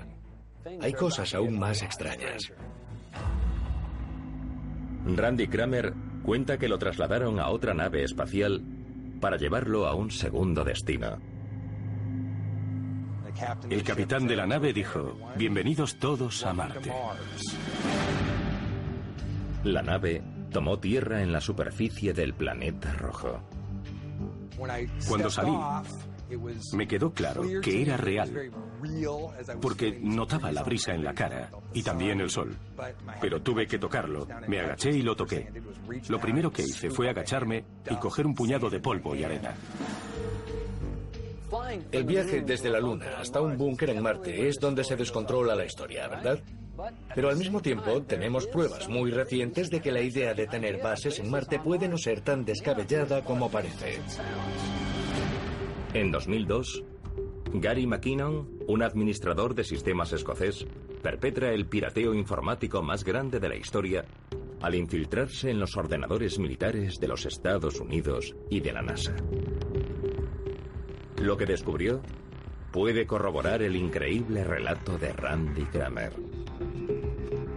I surmise that an off-planet sort of space marines is being formed. And if you actually look at DARPA, Defense Advanced Research and Projects Agency literature at the moment in the last few years, and a lot of the government space command stuff, it's all about space dominance, the final frontier. Justo cuando crees que la versión de Randy es pura ficción, Gary McKinnon descubre pruebas de un programa espacial militar secreto que va en la línea de lo dicho por Randy. Gary McKinnon encontró una lista de oficiales no terrestres. Eso indica que hay algunas personas, al menos del ejército de los Estados Unidos, que están destinadas fuera del planeta Tierra. De lo contrario, ¿por qué se llamarían oficiales no terrestres? Digamos que es cierto. ¿Cuál es su propósito? ¿Para qué queremos construir una fuerza militar secreta en Marte? Para algunos, de ello podría depender el futuro de la humanidad. ¿Están acaso colonizando Marte para que un día sustituya a nuestro planeta? Marte es la mejor opción que tenemos en el sistema solar para crear otro mundo semejante a la Tierra. Son abrumadoras las pruebas de que en otro tiempo Marte era como la Tierra. Casi toda la atmósfera de Marte contiene dióxido de carbono, que es una gran fuente de energía para cultivar plantas. Podríamos empezar a colonizar Marte sin hacer gran cosa, simplemente enviando un puñado de plantas. Era la misión de Randy Cramer allanar el camino para un hipotético éxodo hacia el espacio. Es una historia alucinante, aunque parece que hay pruebas que corroboran algunas de sus afirmaciones. Pero según Randy Cramer, lo más increíble de su historia puede ser cómo acaba. Después de pasar presuntamente 2 décadas en Marte, Cramer afirma que lo teletransportaron de vuelta a la habitación de su adolescencia. Volvió a tener 17 años. Cuando me devolvieron, 15 minutos después de irme, me desperté y era por la mañana. Me sentía más viejo de lo que era. No parecía más viejo, porque no lo era. Digamos que estás fuera 17 años y consigues volver a la Tierra, pero cuando llegas han pasado solo unos minutos desde el momento de tu marcha. Eso es viajar en el tiempo. Uno de los modos teóricos de conseguir viajar en el tiempo es a través de un agujero de gusano. Porque esos agujeros son unas estructuras tubulares que conectan dos partes distintas del espacio y del tiempo. Imaginemos que conectamos una parte del espacio que está en este momento concreto con otra parte del espacio que está en un momento del pasado. Tras su regreso, al principio Randy Cramer no recordaba sus experiencias interestelares. A la mañana siguiente me desperté con esos recuerdos eliminados. Al final los recuperaría. Hice todo lo posible por entender por qué me sentía de aquel modo y cómo lo superaría. Hemos recopilado muchos archivos de personas que sufrieron experiencias similares. Muchas de ellas se sometieron a terapia regresiva para recuperar esos recuerdos. A la gente le digo que fue un viaje de 20 años y un proceso de curación de otros 20. Tardé unos 10 años en alcanzar ese punto en que empecé a recordar quién soy, lo que soy, dónde estuve y lo que hice. A muchos les resulta difícil aceptar la historia de Randy. Por un lado, algunas de sus afirmaciones tienen soporte científico, pero por otro lado es un soporte teórico, no está demostrado, como nuestra capacidad de atravesar los agujeros de gusano. Ese relato me parece fascinante y supongo que al final cada uno tendrá que decidir por sí mismo si es verdad, ficción o una mezcla de ambos.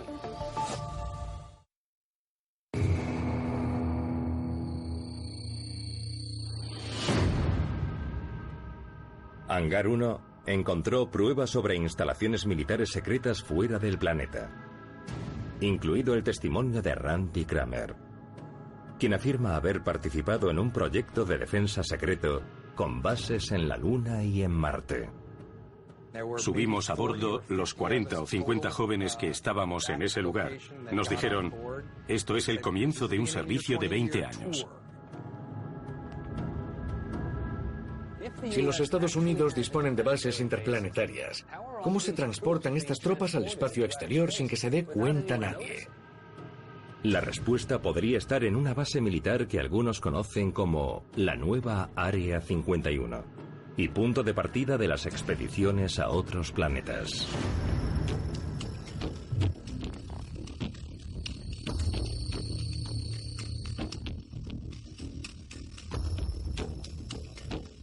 ...26 de enero de 2011... Fred Collins pasa por el campo de pruebas Dugway, una base militar en el condado de Tuele, en Utah, y ve algo que le llama la atención. Fred levanta la vista y ve unas extrañas luces de forma triangular en el cielo. Detiene su furgoneta en una carretera remota para verlas más de cerca. De repente se activa el sistema de alarma de la base militar. Collins ve que la nave triangular se pone a girar e inmediatamente lanza un rayo de luz que cae sobre la base. Collins intentó acercarse para ver aquella extraña actividad, pero se lo impidieron unos vehículos que se aproximaban. Collins volvió rápidamente a su furgoneta y pisó el acelerador. Supuso que los vehículos militares no permitirían su presencia. Los vehículos militares persiguieron a Collins hasta que estuvo lejos de la base. En ese momento dieron media vuelta y dejaron a Collins perplejo por lo que había visto.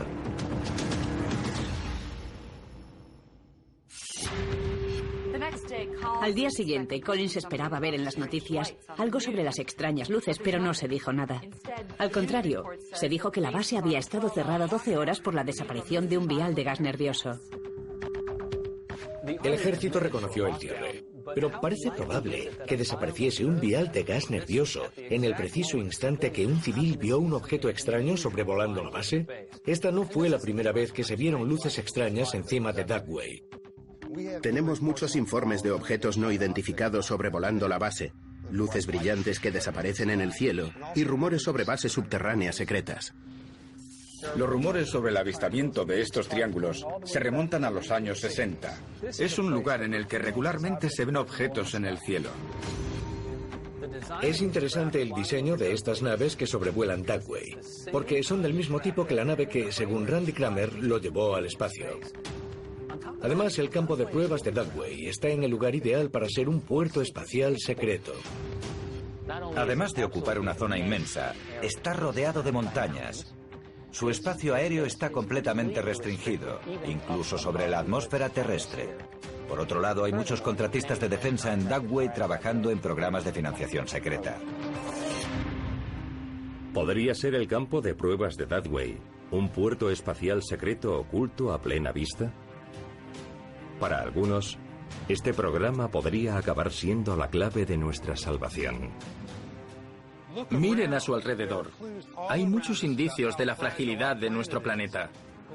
El calentamiento global, la subida del nivel del mar, los pavorosos incendios, los huracanes asesinos, la amenaza de guerras en todo el globo, los desastres nucleares. Puede que este salto secreto al espacio sirva para preparar el día del juicio final. En ese caso, tendríamos que alegrarnos de que alguien haya sido previsor. Los informes de viajes interplanetarios y bases espaciales secretas en la Luna y en Marte pueden parecer demasiado fantasiosos para creerlos. Pero a pesar de la naturaleza increíble de estas historias, hay pruebas sólidas de la validez de algunas de estas afirmaciones, lo que nos lleva a preguntarnos: ¿dónde acaba la verdad y empieza la ficción? Es un descubrimiento que haremos según vayamos abriendo los archivos de Hangar 1. Texas es uno de los estados con mayor actividad ovni de los Estados Unidos. Los investigadores de MUFON quieren averiguar por qué.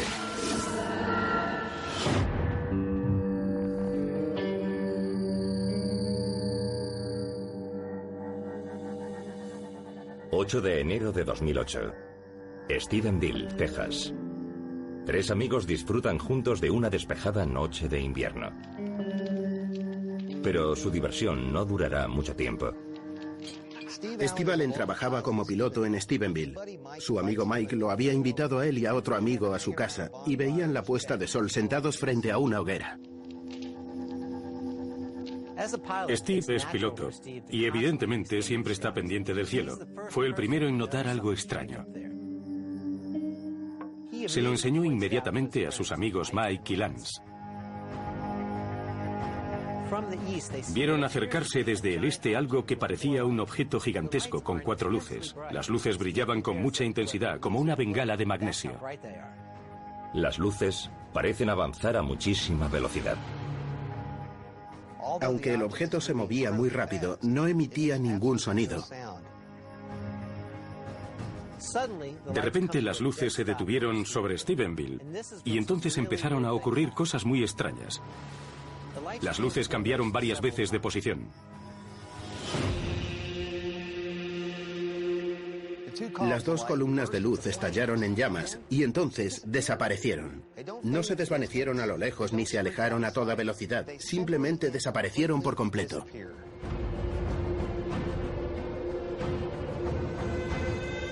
Los 3 están sorprendidos y alarmados por lo que acaban de presenciar. Lance estaba aterrorizado por lo que acababa de ver y sin despedirse siquiera subió a su camioneta y se marchó. Steve y Mike fueron corriendo a decirle a la mujer de Mike, Claudette, lo que habían presenciado. Ella no supo cómo tomarse lo que le contaban y decidió llamar a Lance por teléfono. Cuando Lance cogió el teléfono, iba conduciendo por la carretera y vio que el objeto volvía hacia ellos. Le dijo a Claudette que saliese de la casa. Y esa vez el objeto descendió y se acercó más que antes. Pudieron verlo de cerca. Entonces vieron pasar 2 F-16 que parecían perseguirlo. Todos vieron con asombro cómo aquel objeto y 2 reactores desaparecían a lo lejos. Es solo el comienzo de lo que se convertirá en uno de los incidentes ovni más famosos de la historia. Y en los cielos de Texas se producen avistamientos similares año tras año con mucha frecuencia. ¿Por qué en el estado de la Estrella Solitaria se producen tantos encuentros con ovnis? Hangar 1 tratará de buscar la respuesta. La Mutual UFO Network, conocida como MUFON, es una organización independiente y sin relación con ningún gobierno. Investiga los supuestos avistamientos de ovnis en todo el mundo. Desde hace 5 décadas ha reunido más de 70.000 informes, almacenados en un lugar seguro conocido como Hangar 1. Ahora, por primera vez, MUFON ha ofrecido acceso a su amplio archivo. Estos son los informes del Hangar 1. Hangar 1, archivos extraterrestres. OVNIs en Texas.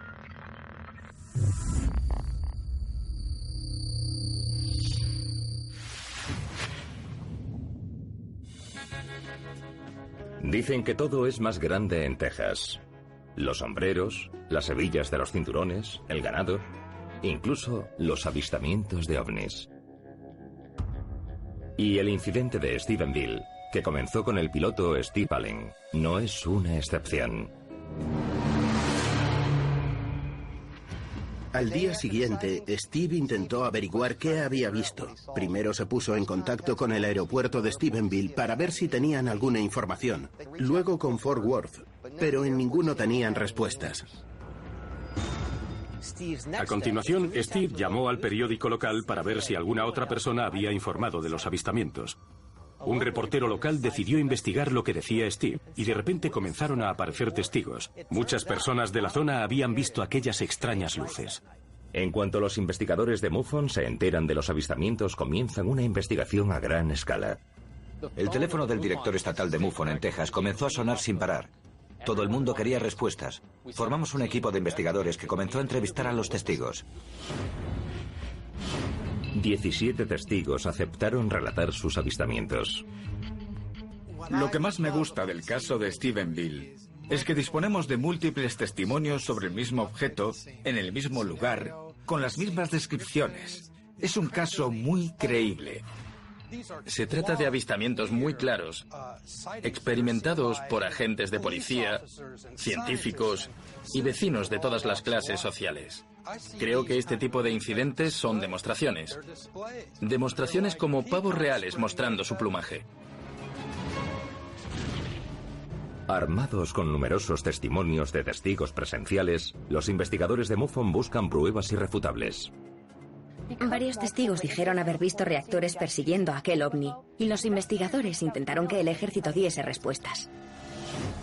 Stephenville está cerca de 3 bases de la Fuerza Aérea. Su población está familiarizada con el aspecto y el ruido de los reactores militares. Y sin embargo, en un principio el ejército negó que hubiese reactores sobrevolando la zona o que tuviesen noticias de actividad inusual. Dada la falta de colaboración del ejército, MUFON recurre a los datos de los radares de la zona.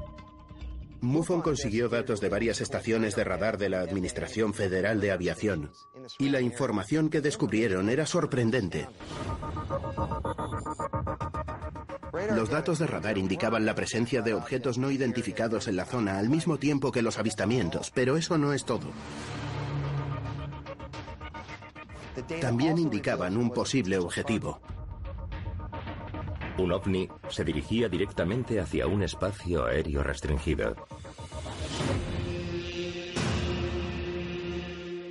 Y no era cualquier espacio aéreo restringido, era el Rancho Crawford, la residencia de vacaciones del presidente George W. Bush. ¿Qué hacía aquel ovni en esa zona? ¿Le interesaba concretamente el presidente Bush?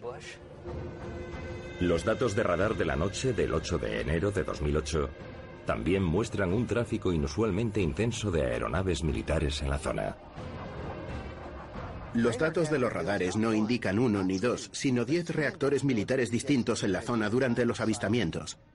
En un principio el ejército lo negó, y negó también que tuviese conocimiento de incidentes inusuales.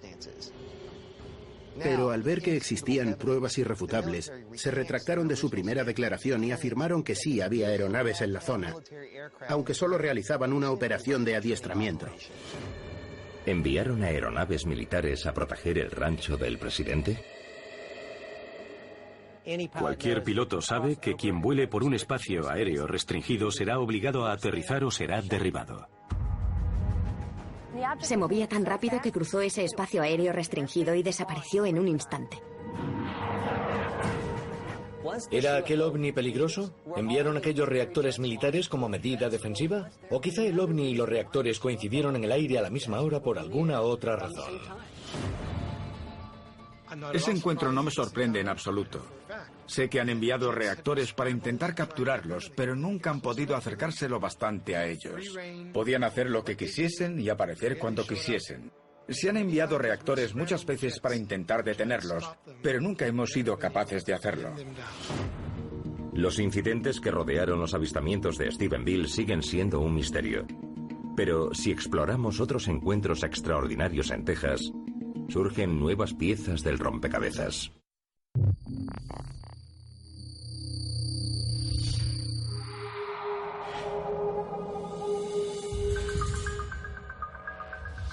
No es infrecuente ver ovnis en el estado de la estrella solitaria, pero ¿por qué en él abundan tanto los fenómenos inexplicables?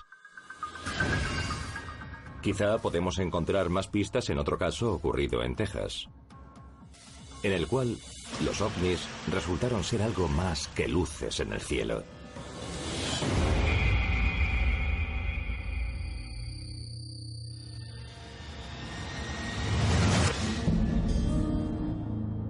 Leveland, Texas, 2 de noviembre de 1957.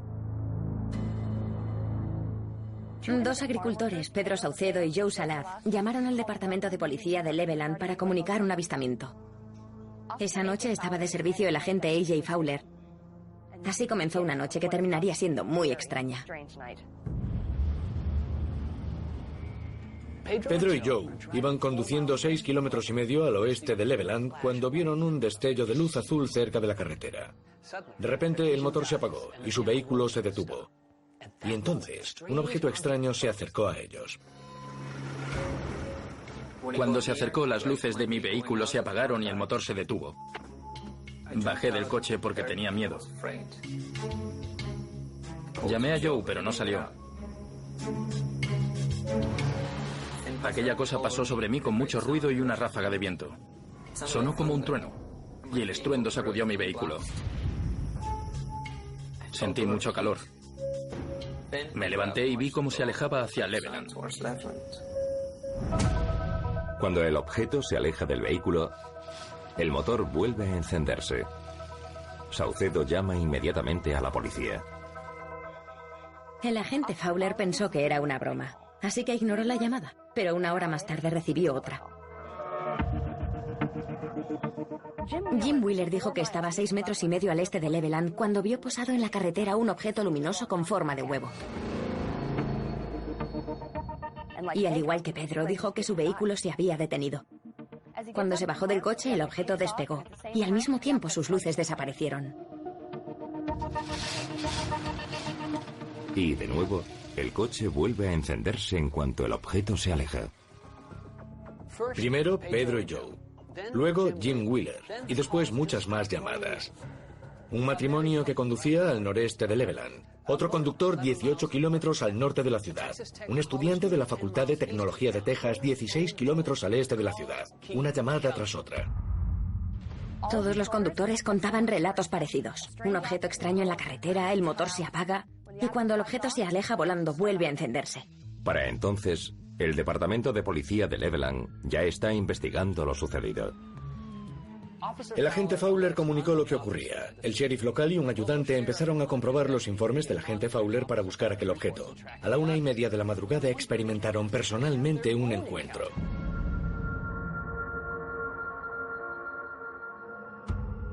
Un objeto grande y brillante cruzó la carretera frente a ellos. Los agentes dijeron que toda la carretera se iluminó bajo aquel objeto similar al sol.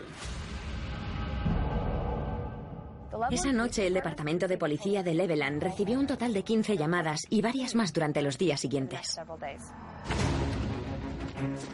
Los ufólogos consideran el caso de Leveland uno de los más impresionantes en la historia de los ovnis, porque no fue solamente una luz en el cielo que vieron unos testigos, sino algo que aterrizó. Aquel objeto, fuese lo que fuese, interactuó con el entorno.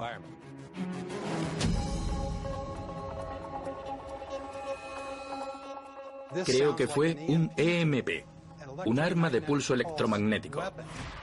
Apagó los motores, no mató a nadie. Nos están demostrando que están aquí. Quieren que sepamos que están aquí. La prensa local publica la historia, que luego se divulga por todo el país. Y el proyecto Libro Azul envía a un sargento de la Fuerza Aérea a investigar. El sargento de la Fuerza Aérea averiguó que la misma mañana había habido tormentas eléctricas en los alrededores. Se centró en eso y divulgó que lo que había ocurrido era un fenómeno llamado rayo globular. El rayo globular o centella es un fenómeno real, pero aún no comprendemos muy bien qué es. Es uno de los interesantes efectos atmosféricos que suelen producirse en las tormentas eléctricas después de la caída de rayos. Es básicamente lo que su nombre indica, una esfera brillante de luz, una descarga de electricidad, de energía. Se parecen bastante a las lámparas de plasma que podemos encontrar en muchas tiendas. Pero no todos están convencidos de los resultados oficiales de la Fuerza Aérea. El doctor J. Allen Hynek trabajaba como astrónomo en la Universidad Northwestern y era uno de los asesores científicos del proyecto Libro Azul. Tras realizar su propia investigación, afirmó que los avistamientos no podían atribuirse a las centellas. En primer lugar, las centellas no son muy grandes, pero en todos los avistamientos el objeto era lo bastante grande para bloquear la carretera. En segundo lugar, por lo que sabemos, las centellas no pueden apagar el motor de un coche, y pese a lo que oyó el sargento de la Fuerza Aérea, durante los avistamientos no llovió ni cayeron rayos en las inmediaciones. Al parecer, el informe del ejército no incluye todos los hechos. A pesar de esas omisiones, el caso se cierra.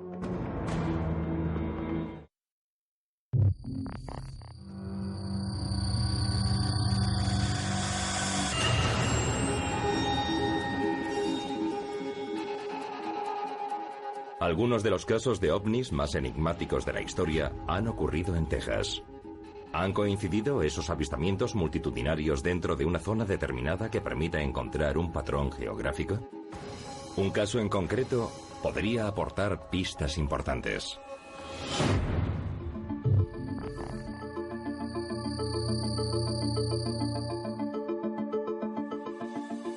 Lubbock, Texas, 25 de agosto de 1951. Hacia las 9 de la noche, 3 profesores de la Universidad Tecnológica de Texas pasaban el rato en el patio trasero de uno de ellos. Uno era ingeniero químico, otro ingeniero petrolífero y el tercero geólogo. Hablamos de 3 científicos. Los 3 se habían reunido para estudiar meteoritos. Mientras observaban el cielo, vieron de repente entre 20 y 30 luces brillantes, más o menos del tamaño de platos, volando en una formación en U. Los objetos se movían rápidamente por el cielo. Los 3 descartaron inmediatamente que fuesen meteoritos. Y mientras discutían qué podían ser aquellas luces, otro grupo de forma similar a la primera sobrevoló la zona. Los profesores acudieron a la Fuerza Aérea en busca de respuestas. Hablaron con miembros de las fuerzas aéreas, pero esa noche no habían registrado tráfico aéreo. Como no estaban seguros de lo que había ocurrido, hablaron con el periódico local. Cuando su relato fue publicado por el periódico, numerosos testigos contaron experiencias muy similares. Luces muy grandes y brillantes en una formación similar a un boomerang, que cruzaban el cielo sin hacer el menor ruido. Los avistamientos continúan entre agosto y noviembre de 1951. Los profesores, todavía intrigados, deciden seguir investigando. Formaron un grupo de vigilancia y establecieron un horario para observar el cielo. Entre el primer avistamiento en agosto y el mes de noviembre, se produjeron cientos de avistamientos similares en Lubbock, llegando a verse hasta 3 vuelos en una noche. Pero, la noche del 30 de agosto, alguien consigue nuevas pruebas sobre las luces de Lubbock. Un estudiante de la Universidad de Texas llamado Carl Hart Jr. intentó fotografiar las luces. Fue testigo de 2 vuelos diferentes el mismo día, uno a las 5:30 de la tarde y otro a las 10:30 de la noche. Y pudo fotografiarlos con su cámara de 35 milímetros. En cada una de las fotos se pueden ver entre 18 y 20 luces en una formación similar a un boomerang. El periódico local publica las fotos, que comienzan a divulgarse por todo el país. Cuando era un niño, una de las primeras imágenes de ovnis que vi fueron las luces de Lubbock. Y pensé, esto es increíble. Algún tiempo después, la Fuerza Aérea consiguió las fotos y llegaron a manos del capitán Edward Ruppelt. Edward Ruppelt era un capitán de la Fuerza Aérea de los Estados Unidos, pero es más conocido por ser el jefe del proyecto Libro Azul. La Fuerza Aérea había formado varios equipos para investigar los ovnis desde 1947. El primero había sido el proyecto Sign, que duró hasta 1949. Luego lo sucedió el proyecto Grudge, que en 1952 se convirtió en el proyecto Libro Azul. El capitán Ruppelt, que trabaja en el proyecto Grudge, viaja a Lubbock a investigar más a fondo. Habló con un vecino que dijo haber visto una noche las luces de unas farolas recién instaladas en la ciudad reflejadas en los vientres blancos de unos chorlitos en vuelo. Eso proporcionaba a Ruppelt y a la Fuerza Aérea un fenómeno natural para explicar los avistamientos y decidieron aprovecharlo. Explicaron que la luz de las farolas recién instaladas se había reflejado en los vientres de unas aves que sobrevolaban la ciudad. Caso cerrado. Para poner a prueba esa teoría, un fotógrafo del periódico local intenta recrear las imágenes de Hart fotografiando los chorlitos mientras sobrevuelan la ciudad por la noche. Sus fotos no se parecen a las de Hart. Los reflejos en las aves son demasiado tenues para ver nada. Un agente forestal también descartó los chorlitos como causa de los avistamientos. Indicó que esas aves solo pueden volar a unos 80 kilómetros por hora, una velocidad mucho menor que la de las luces, por no mencionar el hecho de que puedes oírlas mientras vuelan. A los vecinos de Lubbock tampoco les satisfacen las conclusiones de la Fuerza Aérea y exigen respuestas. Cuando los miembros de MUFON comienzan a investigar, llegan a conclusiones sorprendentes. En 1971, durante su conferencia del Medio Oeste sobre ovnis, MUFON presentó una ponencia sobre la forma en que el gobierno documentaba los casos sobre ovnis. Se descubrió que en algunos casos el proyecto Grach había redactado 2 informes diferentes sobre el mismo expediente ovni. Un informe secreto y un informe público. Veamos el caso de las luces de Lubbock de 1951. El informe público decía básicamente que las luces no eran más que una bandada de aves. Y lo que se había visto eran los reflejos de las farolas de la calle en sus cuerpos. El informe secreto decía, tenemos que averiguar qué era esa cosa. El informe secreto incluye la información aportada por el fotógrafo del periódico y el agente forestal. Y concluye que indudablemente los objetos de las fotografías de Hart no son aves. Cuando lo piensas, resulta muy preocupante. El gobierno miente a la población sobre sus descubrimientos. ¿Sobre qué más podrían estar mintiéndonos? Las coincidencias entre estos avistamientos históricos de ovnis comienzan a mostrar un patrón cuando los miembros de MUFON investigan los casos de ovnis más peculiares de Texas. Hangar 1 ha divulgado algunos de los casos más extraordinarios ocurridos en Texas. El siguiente incidente podría ser uno de los más sorprendentes de la historia.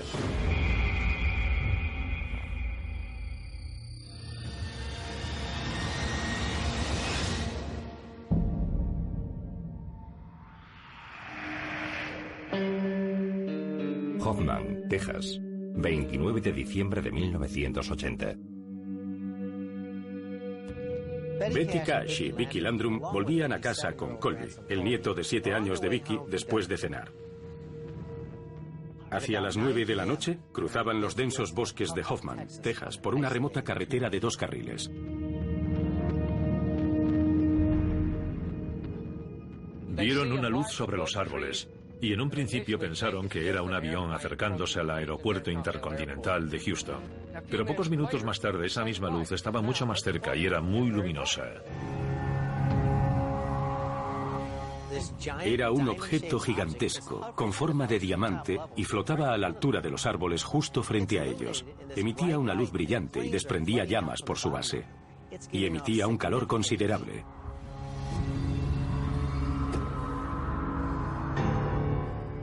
Cash y Landrum salieron del coche para ver mejor aquel objeto.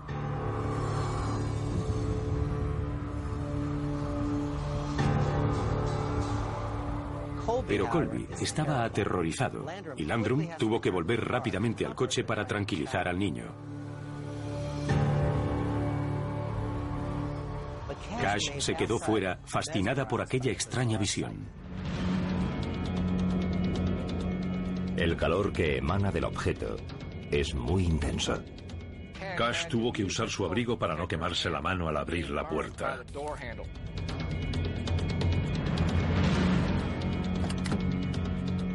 De repente, aparecen otras aeronaves.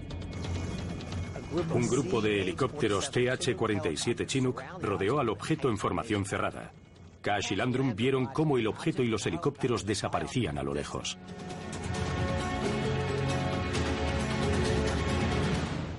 No solo vieron un objeto volador no identificado, sino también algunos objetos voladores identificados en el mismo incidente. Estaban a la misma distancia, parecían formar una especie de escolta. Parece que no está muy claro si lo que vieron era totalmente extraterrestre o podría ser parte humano y parte extraterrestre. Desgraciadamente, para los testigos el incidente no termina ahí. Los 3 sufrieron náuseas, vómitos, diarrea, debilidad generalizada y una sensación de ardor en los ojos.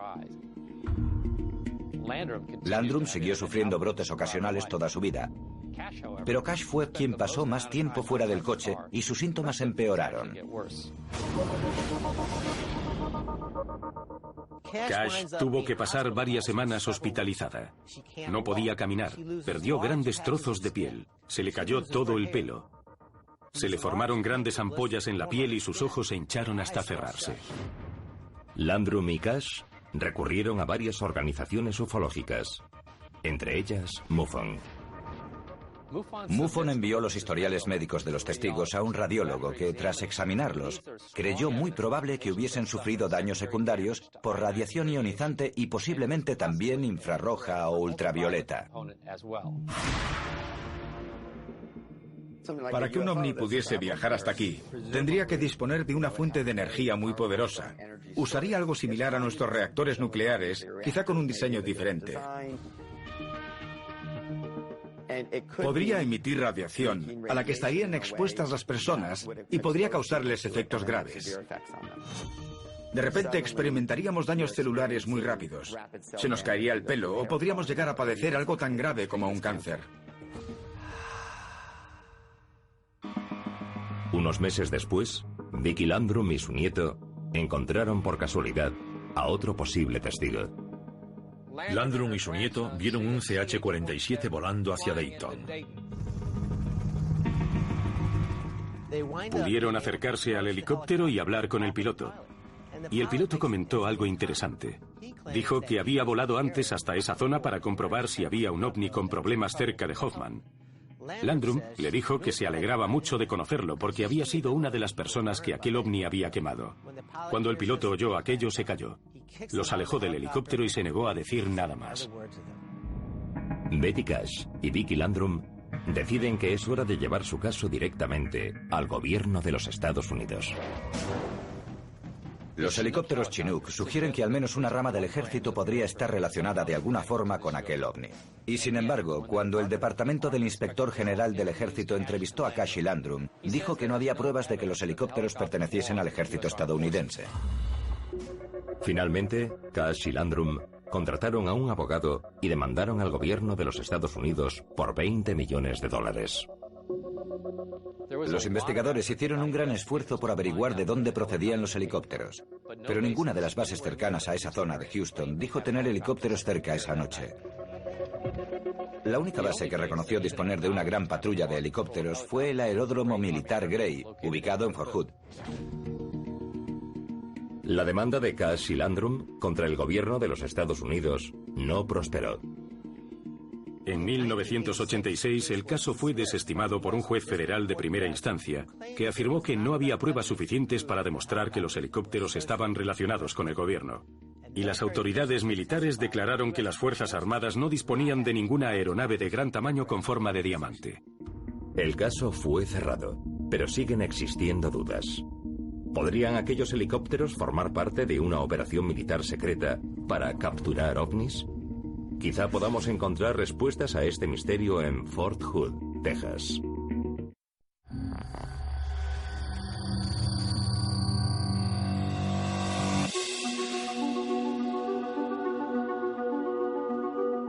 Hangar 1 ha abierto y divulgado los expedientes más inusuales del estado de la estrella solitaria y busca pistas sobre lo que podría atraer a los ovnis hasta Texas. Los avistamientos de helicópteros escoltando a un ovni plantean preguntas sobre su relación con el ejército. ¿Podemos encontrar la respuesta en Fort Hood, Texas, la mayor base militar de los Estados Unidos?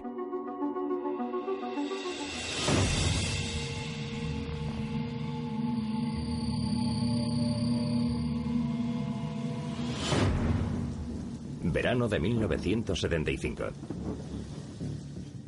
Un piloto destinado en Fort Hood de la unidad de inteligencia RS-2 conducía con un amigo por una carretera cercana a la base al anochecer. Pese a las condiciones meteorológicas, pudo ver varios helicópteros del ejército sobrevolando Fort Hood. Parecían regresar a la base, pero no volaban solos. Rodeaban otro objeto, como si lo escoltasen. Pero aquella aeronave no se parecía a ninguna que hubiese visto antes. El testigo era piloto de helicópteros. Conocía perfectamente el aspecto que tienen los helicópteros por la noche. Y estaba seguro de que aquel gran objeto, una especie de disco con una luz rojiza, no era otro helicóptero.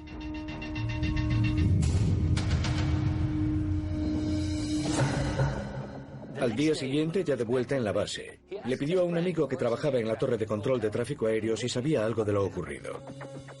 Pero su amigo le dijo que en la torre nadie sabía nada. Empezó a preguntar a otros compañeros pilotos, pero ninguno parecía saber nada. Todo aquello le pareció muy extraño. Cuando en una base ocurre algo, suele llegar a oídos del personal con bastante rapidez. Pero en ese caso nadie parecía saber nada, y después de preguntar a varias personas más, un compañero le dijo que no hiciese preguntas si quería conservar su puesto.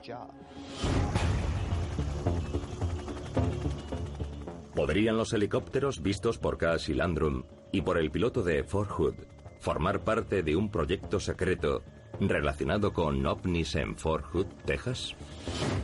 Numerosos testigos dicen haber visto helicópteros escoltando ovnis en Fort Hood y sus alrededores. ¿Por qué sigue ocurriendo una y otra vez en esa zona? Llega un momento en que te preguntas, ¿estará el ejército colaborando con extraterrestres? Un reportero que estuvo grabando en Fort Hood se enteró de que existía una unidad especial de helicópteros relacionada con ovnis, los Chicos de Azul. Supuestamente, los Chicos de Azul operan desde una sección de Fort Hood, el aeródromo militar Gray. Esa unidad de helicópteros podría ser la encargada de escoltar y transportar ovnis. Incluso podrían custodiarlos en la base. Si los Chicos de Azul transportasen ovnis hasta Fort Hood, ¿dónde podrían custodiarlos? El aeródromo militar Gray era una instalación de alto secreto construida con numerosos túneles subterráneos diseñados para almacenar armas atómicas. Esos túneles serían perfectos para que el ejército custodiase ovnis que hubiese recuperado. ¿Qué podría estar haciendo el ejército con esos ovnis?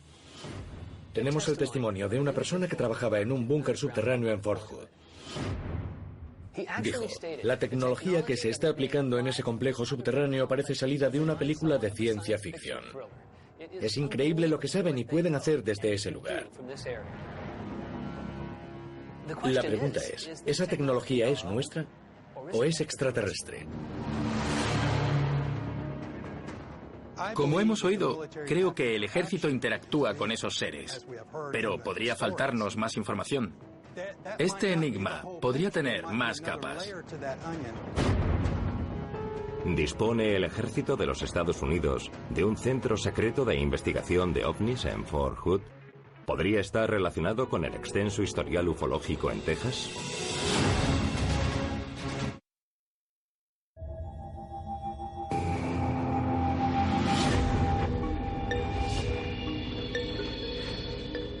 Muchos de los avistamientos multitudinarios de ovnis en Texas se han producido en una zona que algunos llaman el Corredor de Texas. Entre ellos, uno de los mayores avistamientos militares en la historia de los Estados Unidos.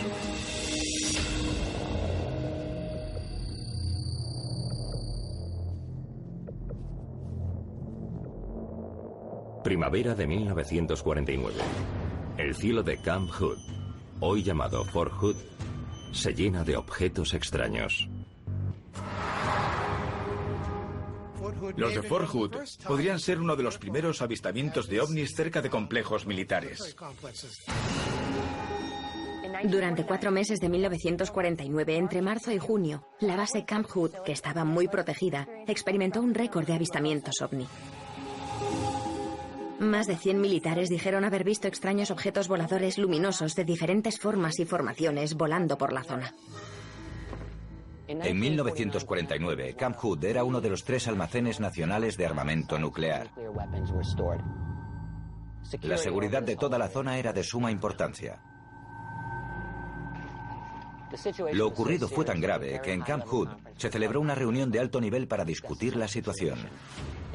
Acudieron el Cuarto Ejército, la Oficina de Investigaciones Especiales de la Fuerza Aérea, AFOSI, la Oficina de Inteligencia Naval y el FBI para estudiar qué estaba pasando. Pese a lo urgente de la situación, las autoridades gubernamentales no se pusieron de acuerdo sobre lo que se debía hacer. Finalmente, el comandante de la base decidió encargarse del asunto. Tras 2 semanas de avistamientos nocturnos, el comandante de Fort Hood diseñó un plan de patrullas especiales de ovnis. Cada equipo se componía de 4 hombres, un experto en dispositivos, un cronometrador, un encargado de registrar los datos y un operador de radio. Cuando un equipo detectaba un ovni, debía comprobar su altitud exacta y su azimut. El operador de radio comunicaba la ubicación del objeto y su trayectoria a los demás equipos, que así sabían dónde debían mirar. El azimut es el ángulo de un objeto con respecto al norte. Si a eso le añades la altitud del objeto, puedes determinar su ubicación exacta en el cielo. Son datos cruciales para intentar probar la existencia de ovnis. El plan parecía infalible y contaba con el apoyo de todos los hombres implicados. Todo el mundo quería participar en esas patrullas. Pero la responsabilidad principal de las investigaciones recaía en la Fuerza Aérea, así que debían coordinar el plan con ellos. La Fuerza Aérea recibió una copia de la orden y solo esperaban que dijesen adelante. Pero no lo hicieron. Aquellas patrullas habrían supuesto una gran oportunidad para obtener datos concretos sobre al menos un tipo de ovni, algo que debería haberse hecho desde el principio. Las estimaciones a simple vista sobre la velocidad, la altitud y el tamaño de un ovni son terriblemente inexactas, pero ese plan podría haber proporcionado datos reales, pruebas irrefutables. ¿Por qué la Fuerza Aérea no aprueba el plan? Hay quien cree que se debió a que en realidad la Fuerza Aérea no quería que otras operaciones de nivel inferior confirmasen la existencia de los ovnis. No me sorprende que la Fuerza Aérea lo cancelase porque parecía ser una acción individual. Era alguien bastante curioso, algo poco deseable en el comandante de una base. Se espera de ellos que hagan lo que se les ordena y mantengan la boca cerrada.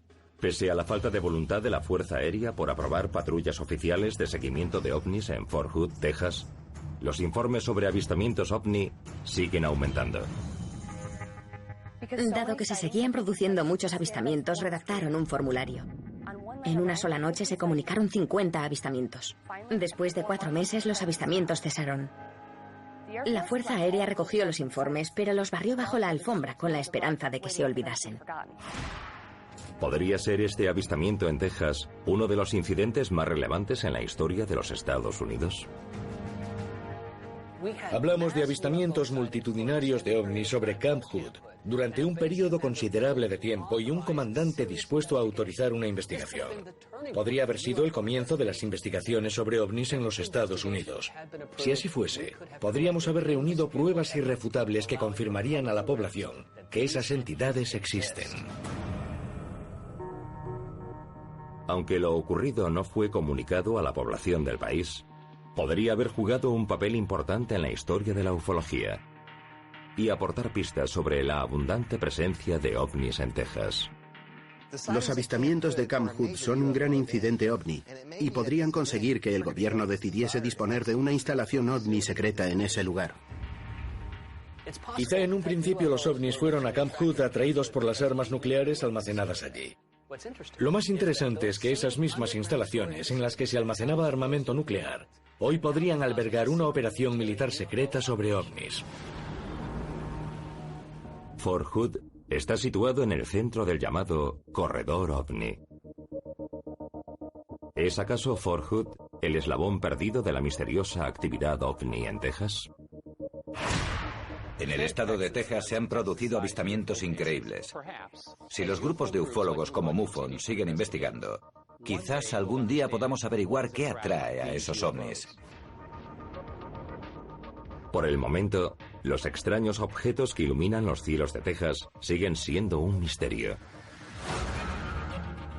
Pero si visitan el estado de la estrella solitaria, mantengan los ojos bien abiertos, ya que podrían ser testigos del próximo gran avistamiento.